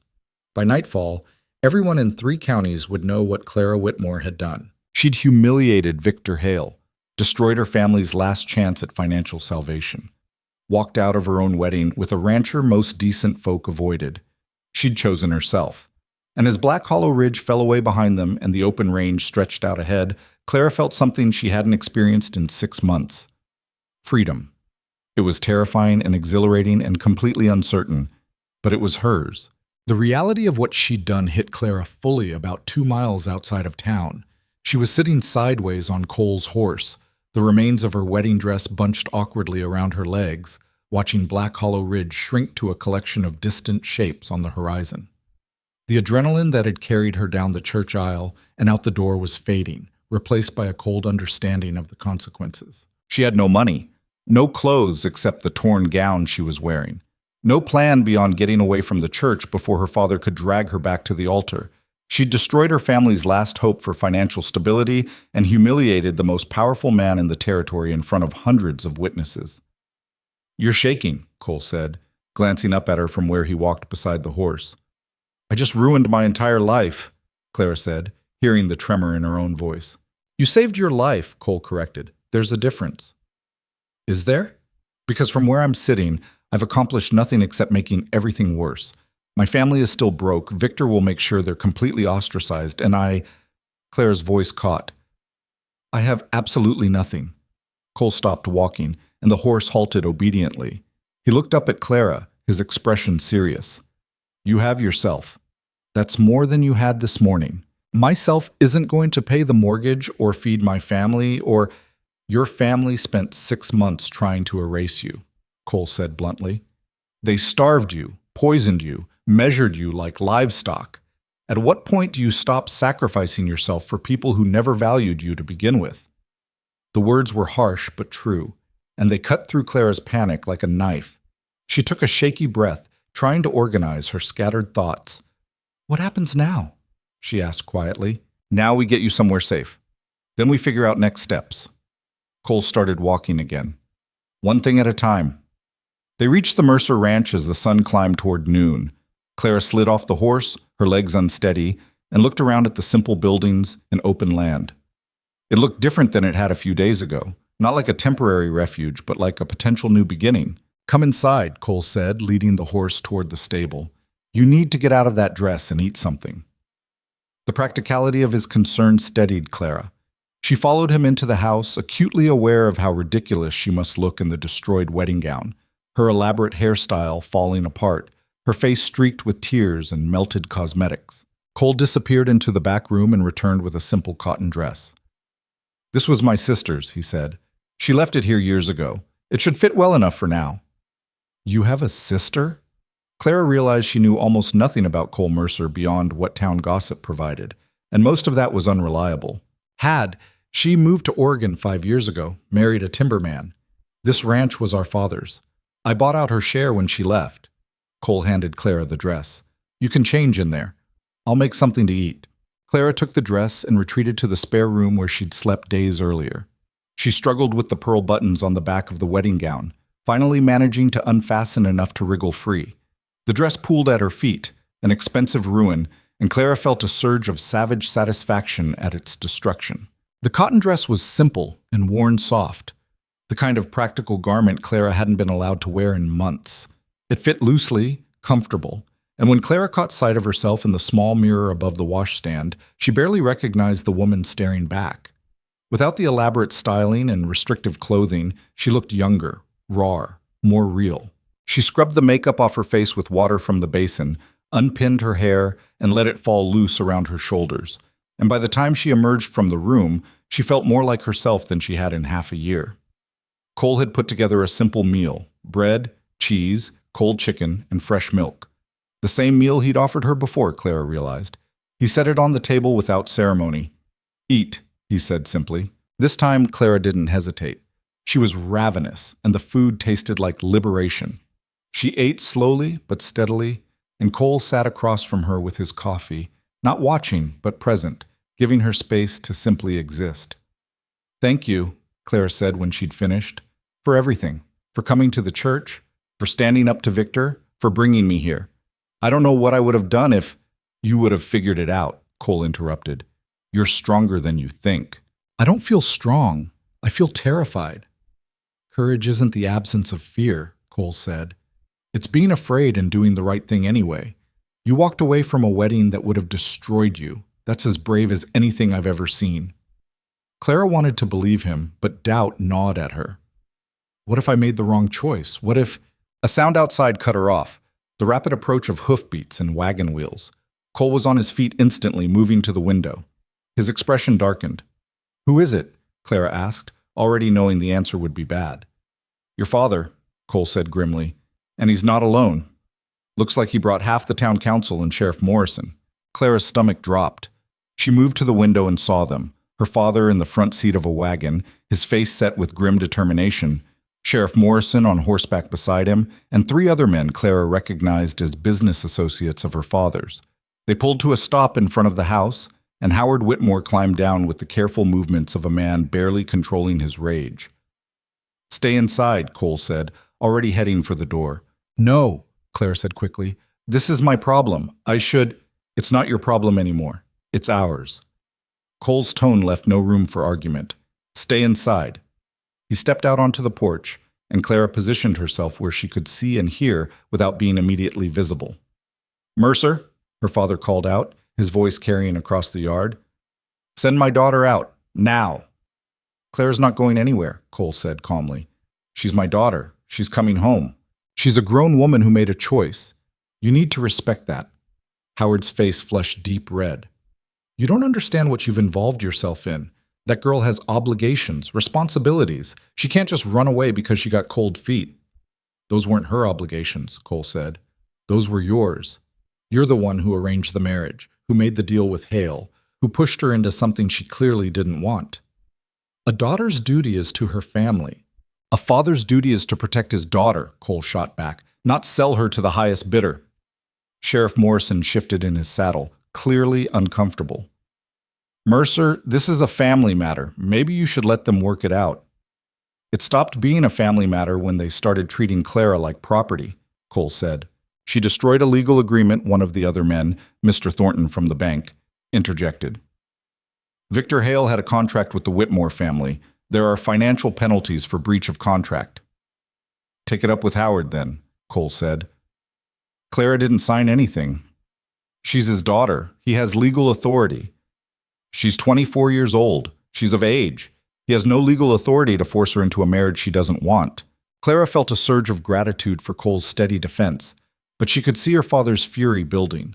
This was escalating in dangerous directions. She stepped out onto the porch, and every eye turned to her. Clara, her father said, and she heard genuine desperation beneath the anger. Please, come home. We'll talk this through. Fix things with Victor. It's not too late. Yes, it is, Clara said quietly. Papa, I can't marry Victor. I won't. You don't understand what's at stake. The mortgage is due in 3 weeks. If we don't have that money, then you'll lose the house, Clara finished. I know, and I'm sorry for that, truly, but I can't sacrifice myself to save it. Sacrifice? Howard's voice rose. We gave you everything: food, shelter, education. We built that bakery for you, and this is how you repay us? By humiliating this family in front of the entire town. You built the bakery for yourselves, Clara said, her voice strengthening. You used my skill to generate income, and when that wasn't enough, you tried to sell me like livestock. Don't pretend this was about my welfare. How dare you speak to me that way? I dare because I finally understand that I don't owe you my life, Clara said. I tried, Papa. For 6 months, I starved myself, poisoned myself, made myself sick trying to become what Victor wanted, and it was never enough. I would have died trying to meet his standards, and you would have called it a noble sacrifice. You're being hysterical. She's being honest, Cole interjected. Maybe you should listen. Howard turned his fury on Cole. This is your fault. You put ideas in her head, turned her against her own family. I offered her food and a safe place to rest, Cole said. If that was enough to turn her against you, maybe you should examine what you were offering. Sheriff Morrison cleared his throat. Mercer's right, Howard. Clara's an adult. We can't force her to go home if she doesn't want to. But we can make sure she understands the consequences of her choices, Mr. Thornton said, his voice oily with implication. The Whitmore family owes the bank a substantial sum. With Victor Hale's investment no longer forthcoming, that debt will need to be called in. And if Clara is choosing to abandon her family in their time of need, well, the court of public opinion will have thoughts about that. The threat was clear. They would ruin the Whitmore name completely, and Clara would be blamed for all of it. Clara felt the familiar weight of guilt settling back onto her shoulders. This was exactly what she'd feared, that her choice would destroy not just her own future, but her family's as well. How much? Cole asked suddenly. Everyone turned to look at him. How much does the Whitmore family owe? That's not your concern, Howard said stiffly. I'm making it my concern. How much? Mr. Thornton consulted a small notebook he'd pulled from his coat. $3,200, including accumulated interest. Cole was quiet for a moment, doing calculations. Then he nodded. I'll pay it. The yard went silent. What? Howard said. I'll pay the mortgage, Cole repeated. As a business loan to Howard Whitmore. Standard interest rates, same terms the bank would offer. Payable over 10 years. That gives your freight business time to recover. Why would you do that? Mr. Thornton asked suspiciously. Because I can. Because it's the right thing to do, and because it removes Clara from the equation entirely. Cole looked at Howard. You get your financial relief without selling your daughter. Clara gets her freedom. Everyone wins. I don't want your charity, Howard said, but his voice had lost its conviction. It's not charity. It's a business arrangement. I'll draw up proper papers, make it all legal and binding. Cole's expression was implacable. The only condition is that you leave Clara alone. No more pressure to reconcile with Hale. No more guilt about family duty. She gets to make her own choices. Clara stared at Cole in shock. This was exactly what he'd offered before, but she'd been too afraid to accept. Now he was making it happen regardless, removing her ability to refuse out of misplaced guilt. Howard looked torn between pride and desperation. The desperation won. I'd need to see the terms in writing. Come by tomorrow morning. I'll have everything prepared. Cole's tone made it clear the discussion was over. Sheriff Morrison seized on the solution gratefully. Well then, seems like this situation is resolving itself. Howard, you'll get your money. Clara, you'll get your independence. No need for any further drama. But Mr. Thornton wasn't finished. This doesn't address Victor Hale's grievances. He's the aggrieved party here. He spent 6 months courting Miss Whitmore, made arrangements, incurred expenses. Yes. Victor Hale tried to remake a woman into his ideal of acceptability, Cole said flatly. If he wants to sue for damages, let him try. I'd love to see him explain to a judge why he required his bride to lose 30 pounds before he'd marry her. Thornton's mouth snapped shut. That particular detail would not play well in any legal setting. Howard stood there for a long moment, visibly wrestling with his pride. Finally, he looked at Clara. Is this really what you want? To throw away everything we built for you? You didn't build it for me, Papa, Clara said sadly. You built it for yourselves. I'm just taking back what was mine to begin with. Her father's face hardened. Fine. Take Mercer's money. Ruin your reputation. But don't come crying back when you realize what you've lost. I won't, Clara said. Howard climbed back onto the wagon, and the other men followed his lead, mounting their horses.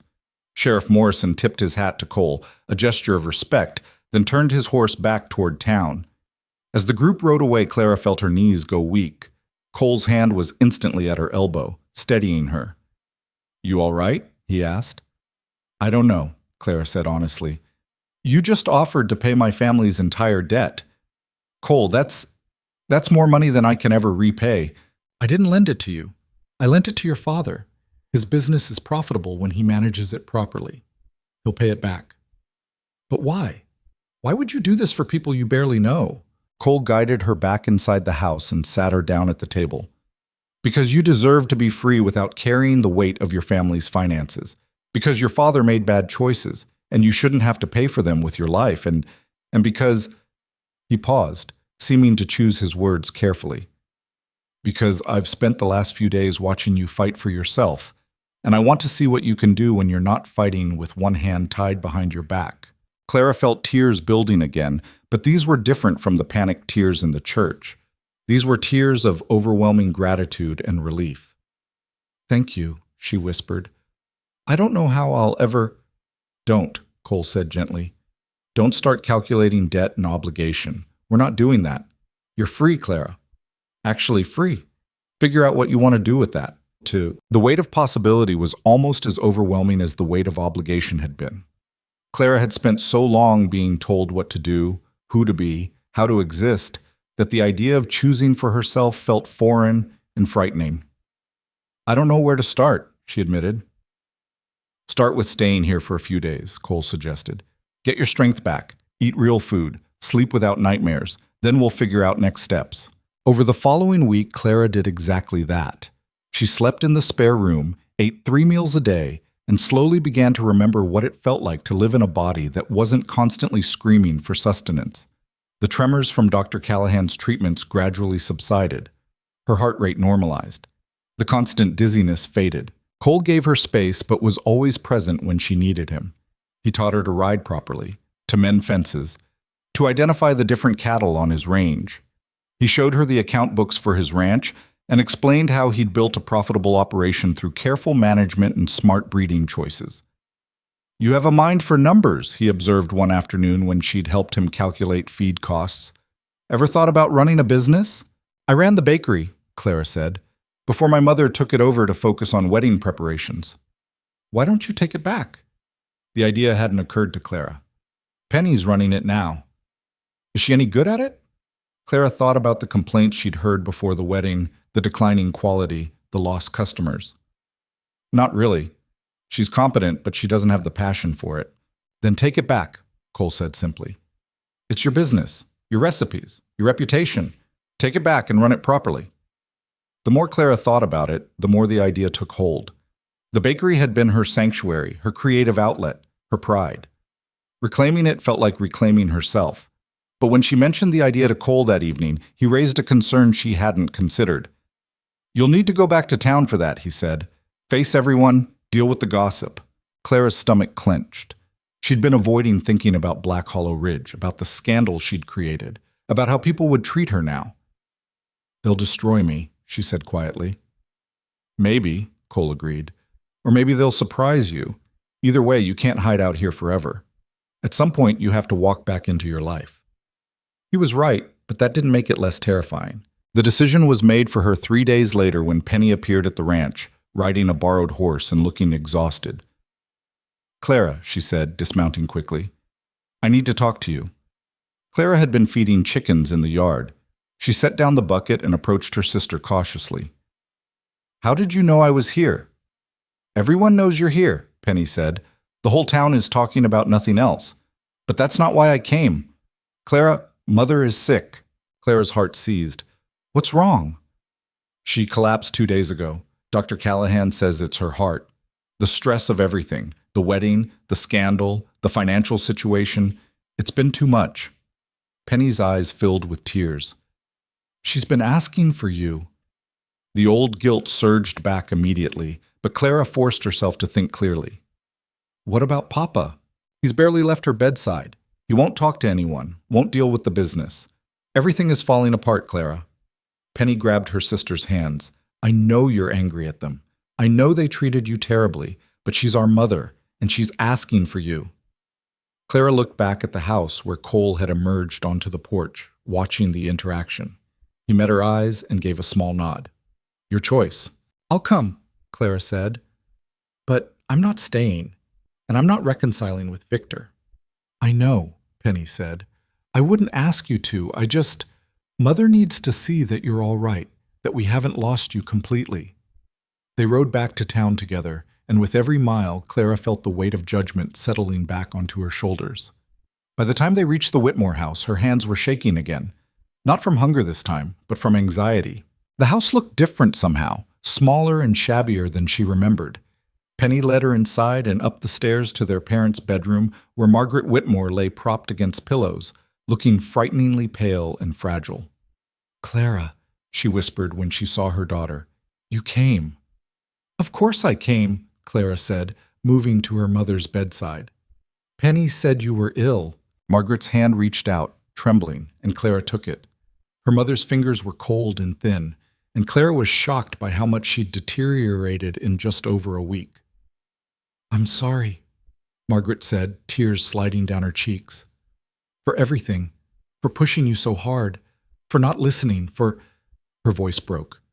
For being so focused on what I wanted that I couldn't see what it was doing to you. Clara felt her own tears building.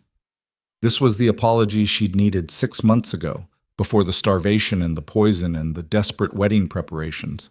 But hearing it now, seeing her mother's genuine remorse, still meant something. I forgive you, Clara said quietly. But I can't come back, Mother.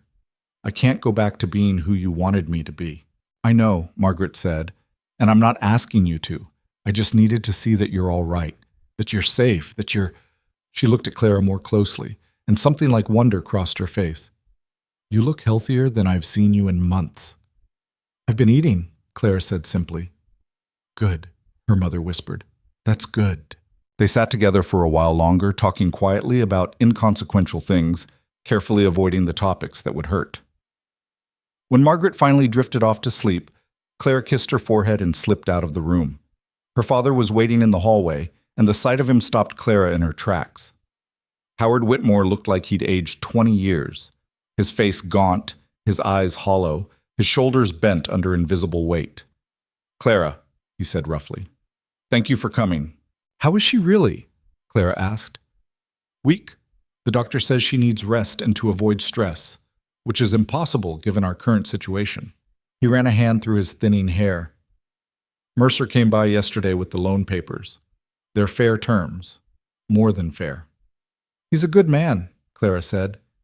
He must be to involve himself in this mess. Howard's expression was complicated. Shame, gratitude, lingering resentment. I signed them. The bank will be paid off by the end of the week. That's good news? It's complicated news, her father corrected. We're not ruined financially, but socially. Clara, the damage to our reputation is severe. Victor has made sure of that. And the bakery is struggling. Penny does her best, but she's not you. Clara saw her opening. Then let me take it back. I'll run the bakery again, rebuild the business properly. Howard looked at her in surprise. You'd do that? After everything? The bakery was always mine, Clara said. I built it. I earned its reputation, and I'm the only one who can save it now. Her father was quiet for a long moment. Then he nodded slowly. All right. The bakery is yours again. But Clara, people will talk. They'll say terrible things. Victor is making sure of that. Let them talk, Clara said with more confidence than she felt. I've survived worse than gossip. But she hadn't anticipated just how bad the gossip would be, or how Victor Hale's vengeance would take a form far more sinister than words.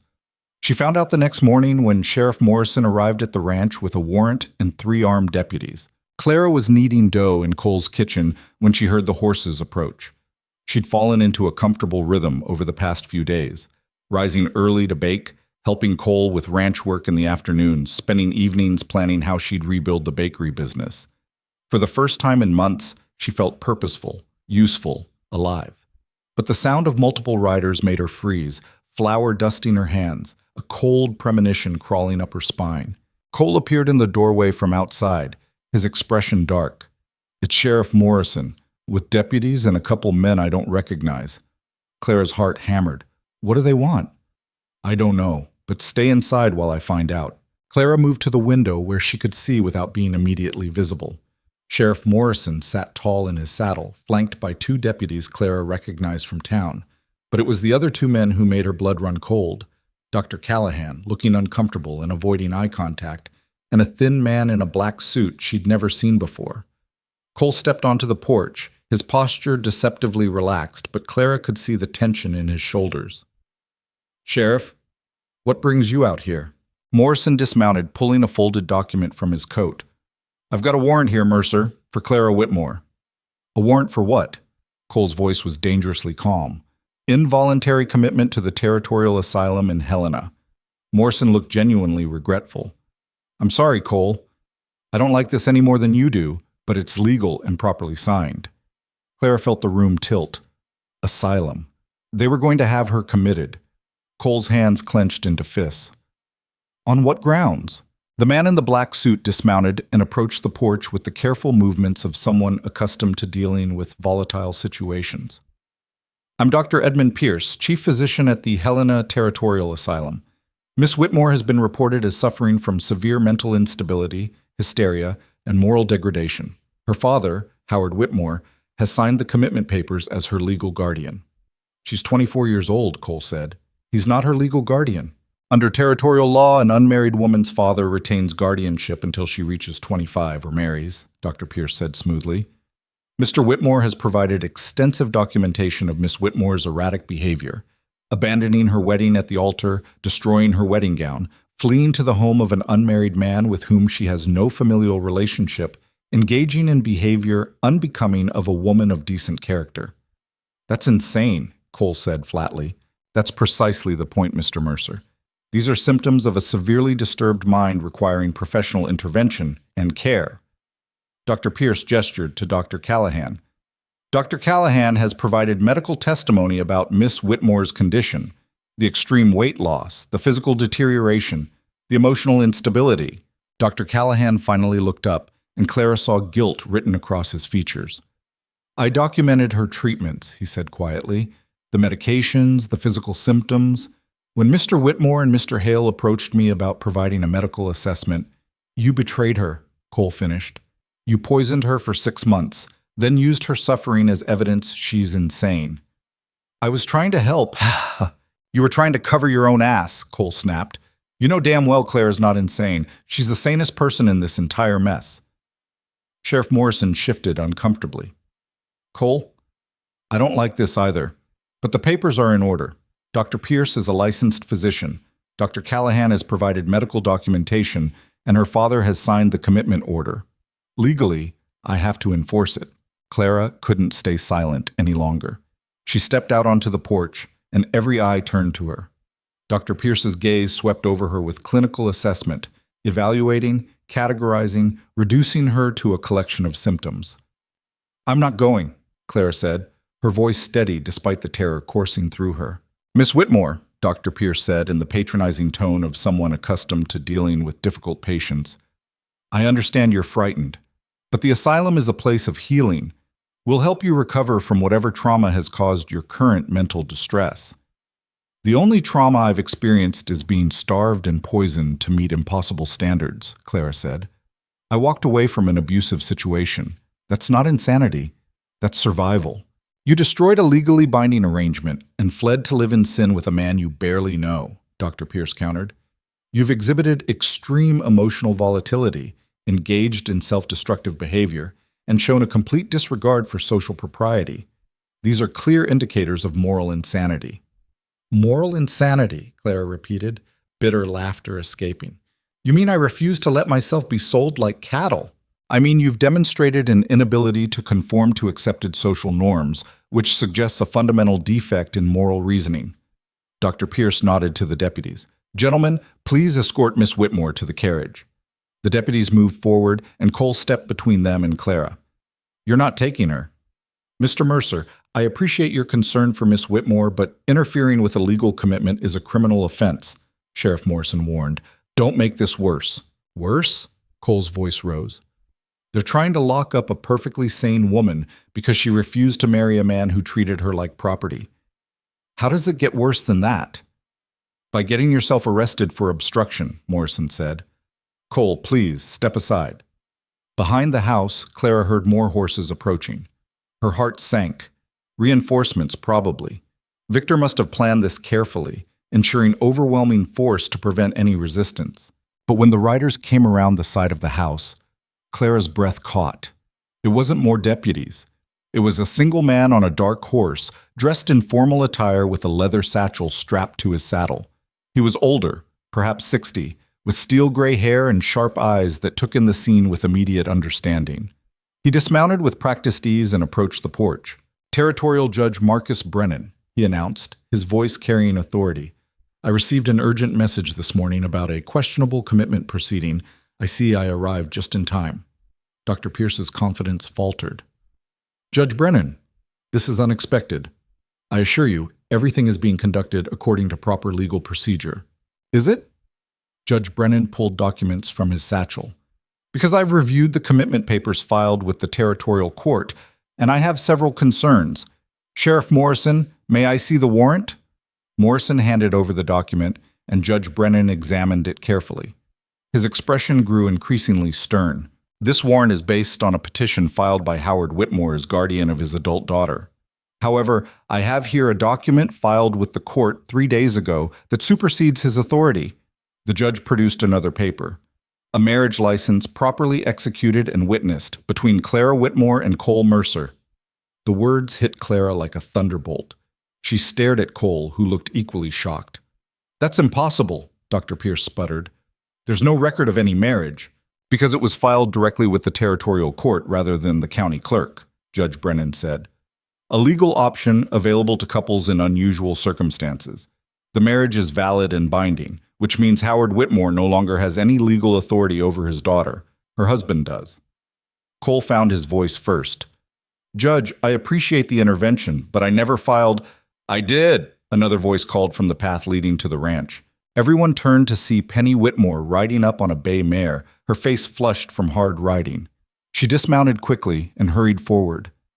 I filed it, Penny repeated, looking at Clara with fierce determination. 2 days ago. I forged both your signatures and convinced Sheriff Morrison's deputy to witness it. Then I rode to Helena to file it directly with the territorial court because I knew Papa and Victor were planning something. You forged a marriage license? Sheriff Morrison said, shocked.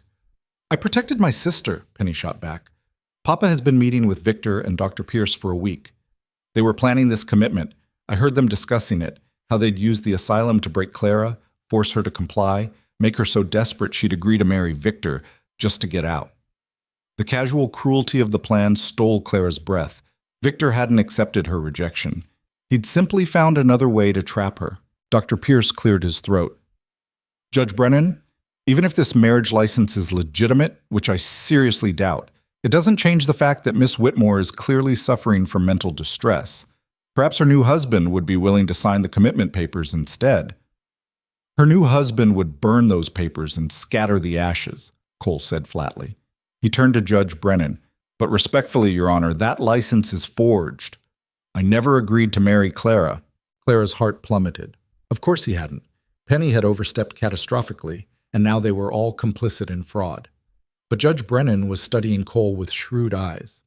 You never agreed in the past tense, Mr. Mercer. Do you agree now? The question hung in the air. Cole looked at Clara, and she saw a dozen emotions flash across his face. Surprise, concern, calculation, and something else she couldn't quite identify. If it keeps her out of that asylum, Cole said slowly, then yes, I agree. That's duress, Dr. Pierce protested. The marriage would be invalid. It's choice, Judge Brennan corrected. Mr. Mercer is being asked if he consents to marry Miss Whitmore. He's stating that he does. Miss Whitmore, do you consent to marry Mr. Mercer? Clara looked at Cole, at this man who had fed her when she was starving, defended her against her own family, offered to pay her father's debts without asking for anything in return, who had seen her at her lowest point and never once suggested she needed to change, who was now offering to tie himself legally to her to save her from being locked away. "Yes," Clara said. "I consent." "Then the marriage is valid as of this moment," Judge Brennan declared. "I'm authorized to perform marriages in the territory. Do you, Cole Mercer, take Clara Whitmore to be your lawfully wedded wife?" "I do," Cole said without hesitation. "Do you, Clara Whitmore, take Cole Mercer to be your lawfully wedded husband?" "I do," Clara whispered. "Then by the authority vested in me by the Montana Territory, I declare you husband and wife." Judge Brennan turned to Dr. Pierce with cold satisfaction. "Your commitment papers are now invalid. Miss Whitmore is Mrs. Mercer, and her husband has not signed any such request. Sheriff Morrison, I believe your business here is concluded." Morrison looked relieved. "Yes, Your Honor. Dr. Pierce, Dr. Callahan, we'll be heading back to town. Cole, Clara, congratulations on your marriage." Dr. Pierce's face had gone purple with rage. "This is fraud. I'll have this marriage annulled." "On what grounds?" Judge Brennan asked mildly. "Both parties are of legal age and sound mind. Both consented freely in front of witnesses. The marriage is valid. I suggest you return to Helena and inform whoever hired you that their plan has failed." "Victor Hale won't let this stand," Dr. Pierce said. "He has influence, and I have jurisdiction," Judge Brennan said. "Now get off Mr. Mercer's property before I hold you in contempt." Dr. Pierce stalked back to his carriage, Dr. Callahan following like a whipped dog. The deputies mounted their horses, and within minutes the entire group was riding away, leaving Clara, Cole, Penny, and Judge Brennan standing in the yard. Clara's legs suddenly wouldn't hold her. She sat down hard on the porch steps, her mind reeling. She was married, to Cole Mercer, to save herself from an asylum. Judge Brennan approached and sat beside her, his formal demeanor softening. "Miss Penny sent me a telegram explaining the situation. I've known your family for years, Clara. Your father is a desperate man making terrible choices, but I couldn't let him destroy you to save himself." "Thank you," Clara managed. "But the marriage, Cole didn't really agree. This isn't fair to him." "I agreed," Cole said, sitting on her other side. "Maybe not to the forged license, but to the marriage itself. I meant what I said." "But you barely know me," Clara protested. "And now you're legally bound to—" "To a strong, talented woman who deserves better than what she's been given," Cole finished. "I know enough. And if you're worried about obligation, don't be. We'll figure out what this marriage looks like as we go." Judge Brennan stood, dusting off his pants. "I'll file the proper paperwork with the court. As far as the territory is concerned, you've been married for 3 days. That should forestall any other schemes your father and Mr. Hale might attempt." He looked at Penny. "Young lady, forging legal documents is a serious crime, but given the circumstances, I'm inclined to overlook it. This time." "Thank you, Your Honor," Penny said. "I'd do it again, though. Clara's my sister." After the judge left, promising to stay in town overnight to ensure no further trouble arose, the three of them sat in silence for a long moment. "I should go back," Penny said finally. "Mother will be worried, and I need to make sure Papa doesn't try anything else." "Be careful," Clara warned. "If Papa finds out you're the one who warned the judge—" "He won't," Penny said firmly. "I'll tell him I came to try to convince you to come home. He'll believe that." She hugged Clara tightly. "You deserve to be happy. Don't let anyone make you feel guilty for choosing yourself." After Penny rode away, Clara and Cole remained on the porch, the weight of what had just happened settling over them. "I'm sorry," Clara said quietly. "You shouldn't have been forced into this." "I wasn't forced," Cole said. "I chose, just like you did." "But marriage, that's permanent, that's binding. You barely know me, and now you're stuck with—" Cole turned to face her fully. "Clara, stop. I'm not stuck with anything. I made a choice based on what I know about you. That you're brave enough to walk away from everything you've ever known, rather than let yourself be diminished. That you're talented enough to build a business from nothing. That you're strong enough to survive 6 months of systematic abuse and still come out fighting. That's enough knowledge to build a partnership on." "A partnership," Clara repeated, testing the word. "That's what marriage should be, isn't it? 2 people working together toward common goals. We can figure out the rest as we go." Cole's expression was serious, but not unkind. "I'm not asking you to love me. I'm not even asking you to stay if you don't want to. But while we're married, you're safe, you're protected, and you're free to become whoever you want to be." Clara felt tears building, but they were different than the tears she'd cried so many times over the past months. These were tears of relief, of gratitude, of possibility. "Thank you," she whispered, "for everything." "Thank me by rebuilding that bakery," Cole said. "Show this town what you're capable of when you're not being crushed under their expectations." Over the following weeks, that's exactly what Clara did. She returned to town as Mrs. Cole Mercer, wearing the identity like armor against the gossip that swirled in her wake. The whispers followed her everywhere, improper, scandalous, shameful, but Clara had learned to let them slide off without sticking. She reclaimed her bakery from Penny, who handed it over with visible relief. The business was in worse shape than Clara had expected: lost customers, damaged reputation, equipment in disrepair. But Clara had survived worse than a failing business. She started small, focusing on quality over quantity. She woke before dawn to bake bread that filled the streets with the scent of yeast and warmth. She experimented with new recipes, drawing on techniques she'd always wanted to try but never had the courage to attempt. She hired 2 young women from town whose families had fallen on hard times, giving them fair wages and teaching them the trade. Slowly, customers began returning.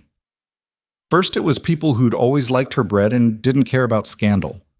Then it was curious newcomers who'd heard about the infamous Clara Mercer and wanted to see what the fuss was about. Then it was people who simply couldn't resist the quality of what she was producing.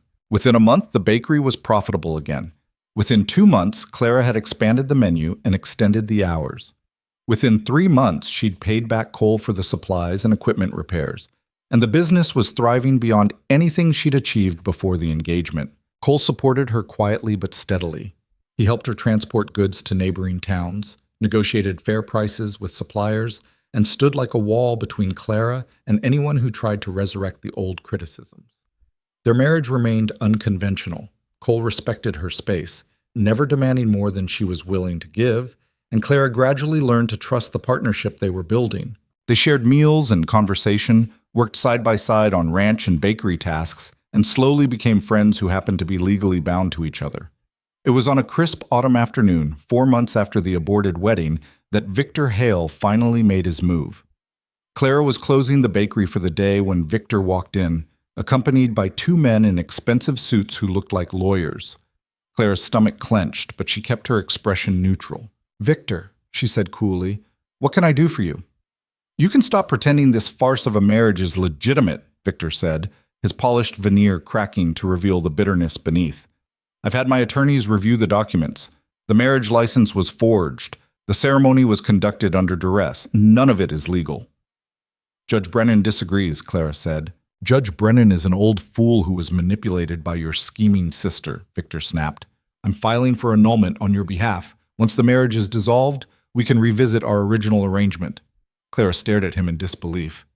"You think I would ever marry you after this? After you tried to have me committed?" "You don't have a choice," Victor said. "Your father still owes a substantial debt. To Cole Mercer now, instead of to me, but debt nonetheless. When the marriage is annulled, that loan will become void. Mercer won't have any legal standing to hold it." "That's not how loans work," Clara said. "It is when the loan was made contingent on a fraudulent marriage," one of the lawyers interjected. "We've examined Mr. Mercer's agreement with your father. The terms specifically reference your marriage to Mr. Mercer as a condition of the loan. If the marriage is fraudulent, the loan is invalid." Clara felt cold spreading through her chest. Could they really do this? Dissolve her marriage and invalidate Cole's loan in one move? "There's a simple solution," Victor said, his tone turning unctuous.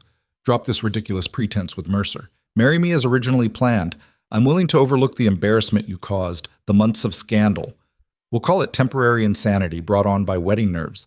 Dr. Pierce will provide the documentation." "No?" Clara said flatly. "Then your family loses everything, and Mercer loses $3,000, Victor said. "Is your pride really worth that much?"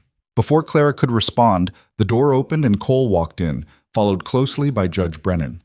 Clara had never been so relieved to see anyone in her life. "Gentlemen," Judge Brennan said pleasantly, "I understand there's some confusion about the validity of a certain marriage." Victor's confidence didn't waver. "Your Honor, with all respect, New evidence has come to light about the circumstances of Clara Whitmore's previous engagement to you, Judge Brennan interrupted. Yes, I've become quite familiar with the details, including the contract that required her to lose 30 pounds before you'd marry her, the medical testimony from Dr. Callahan about the dangerous treatments you pressured her family to administer, and the commitment papers you filed to have her institutionalized when she refused your terms. Victor's face went carefully blank. I don't know what you're implying. I'm not implying anything. I'm stating facts that will become part of the public record if you proceed with this annulment petition. Judge Brennan pulled out a thick folder. You see, when Miss Penny Whitmore contacted me, she brought extensive documentation, letters between you and her father discussing how to manage Clara's resistance, medical bills for the thyroid treatments, even a copy of the contract you signed, laying out your precise physical requirements for your bride. The lawyers beside Victor shifted uncomfortably. That contract was a private arrangement, Victor began. That becomes very public the moment you challenge this marriage in court, Judge Brennan said. And I suspect the good people of Montana Territory will have strong opinions about a man who treated a potential bride like a business acquisition, then tried to have her committed when she refused him. You wouldn't dare, Victor said, but his voice had lost its certainty. Try me, Judge Brennan said pleasantly. Additionally, I've reviewed Mr. Mercer's loan agreement with Howard Whitmore. There's no language making it contingent on the marriage. It's a standard business loan, properly executed. Your lawyers are either incompetent or deliberately misleading you. One of the lawyers cleared his throat. Mr. Hale, perhaps we should reconsider. Shut up, Victor snapped. He turned his fury on Clara. You think you've won? You've destroyed your family's reputation, tied yourself to a dirt-poor rancher, and become the scandal of the territory. Congratulations. I think I chose freedom over imprisonment, Clara said calmly, and I'd make the same choice every single time. Victor's hands clenched into fists. For a moment, Clara thought he might actually strike her. But Cole moved to stand beside her, his presence a quiet threat, and Victor's courage failed. This isn't over, Victor said, but it sounded like the empty threat it was. Yes, Judge Brennan said firmly. It is. Leave these people alone, Mr. Hale. Find someone else to bully. Victor and his lawyers left, and Clara sagged against the counter, exhaustion washing over her. Is it really over? She asked quietly. It's really over, Judge Brennan confirmed. I'll file paperwork making the marriage unassailable, and I'll make sure copies of Hale's contract end up in the right hands. His reputation will survive, but he'll think twice before trying something like this again. After the judge left, Cole helped Clara lock up the bakery. They walked back toward the ranch in comfortable silence, the setting sun painting the sky in shades of amber and rose. Thank you, Clara said as they crested the ridge overlooking Cole's land, for standing with me, for not backing down. That's what partners do, Cole said simply. Clara stopped walking, turning to face him. Over the past 4 months, she'd learned so much about this quiet man, his dry humor, his unexpected kindness, his absolute integrity. She'd learned that he read poetry in the evenings and could quote Shakespeare from memory, that he'd built his ranch from nothing through sheer determination and smart choices, that he never made promises he couldn't keep. And she'd learned that somewhere along the way her feelings had shifted from gratitude to genuine affection. Cole, she said carefully, this marriage started as a legal necessity, but I was wondering, would you be interested in making it real?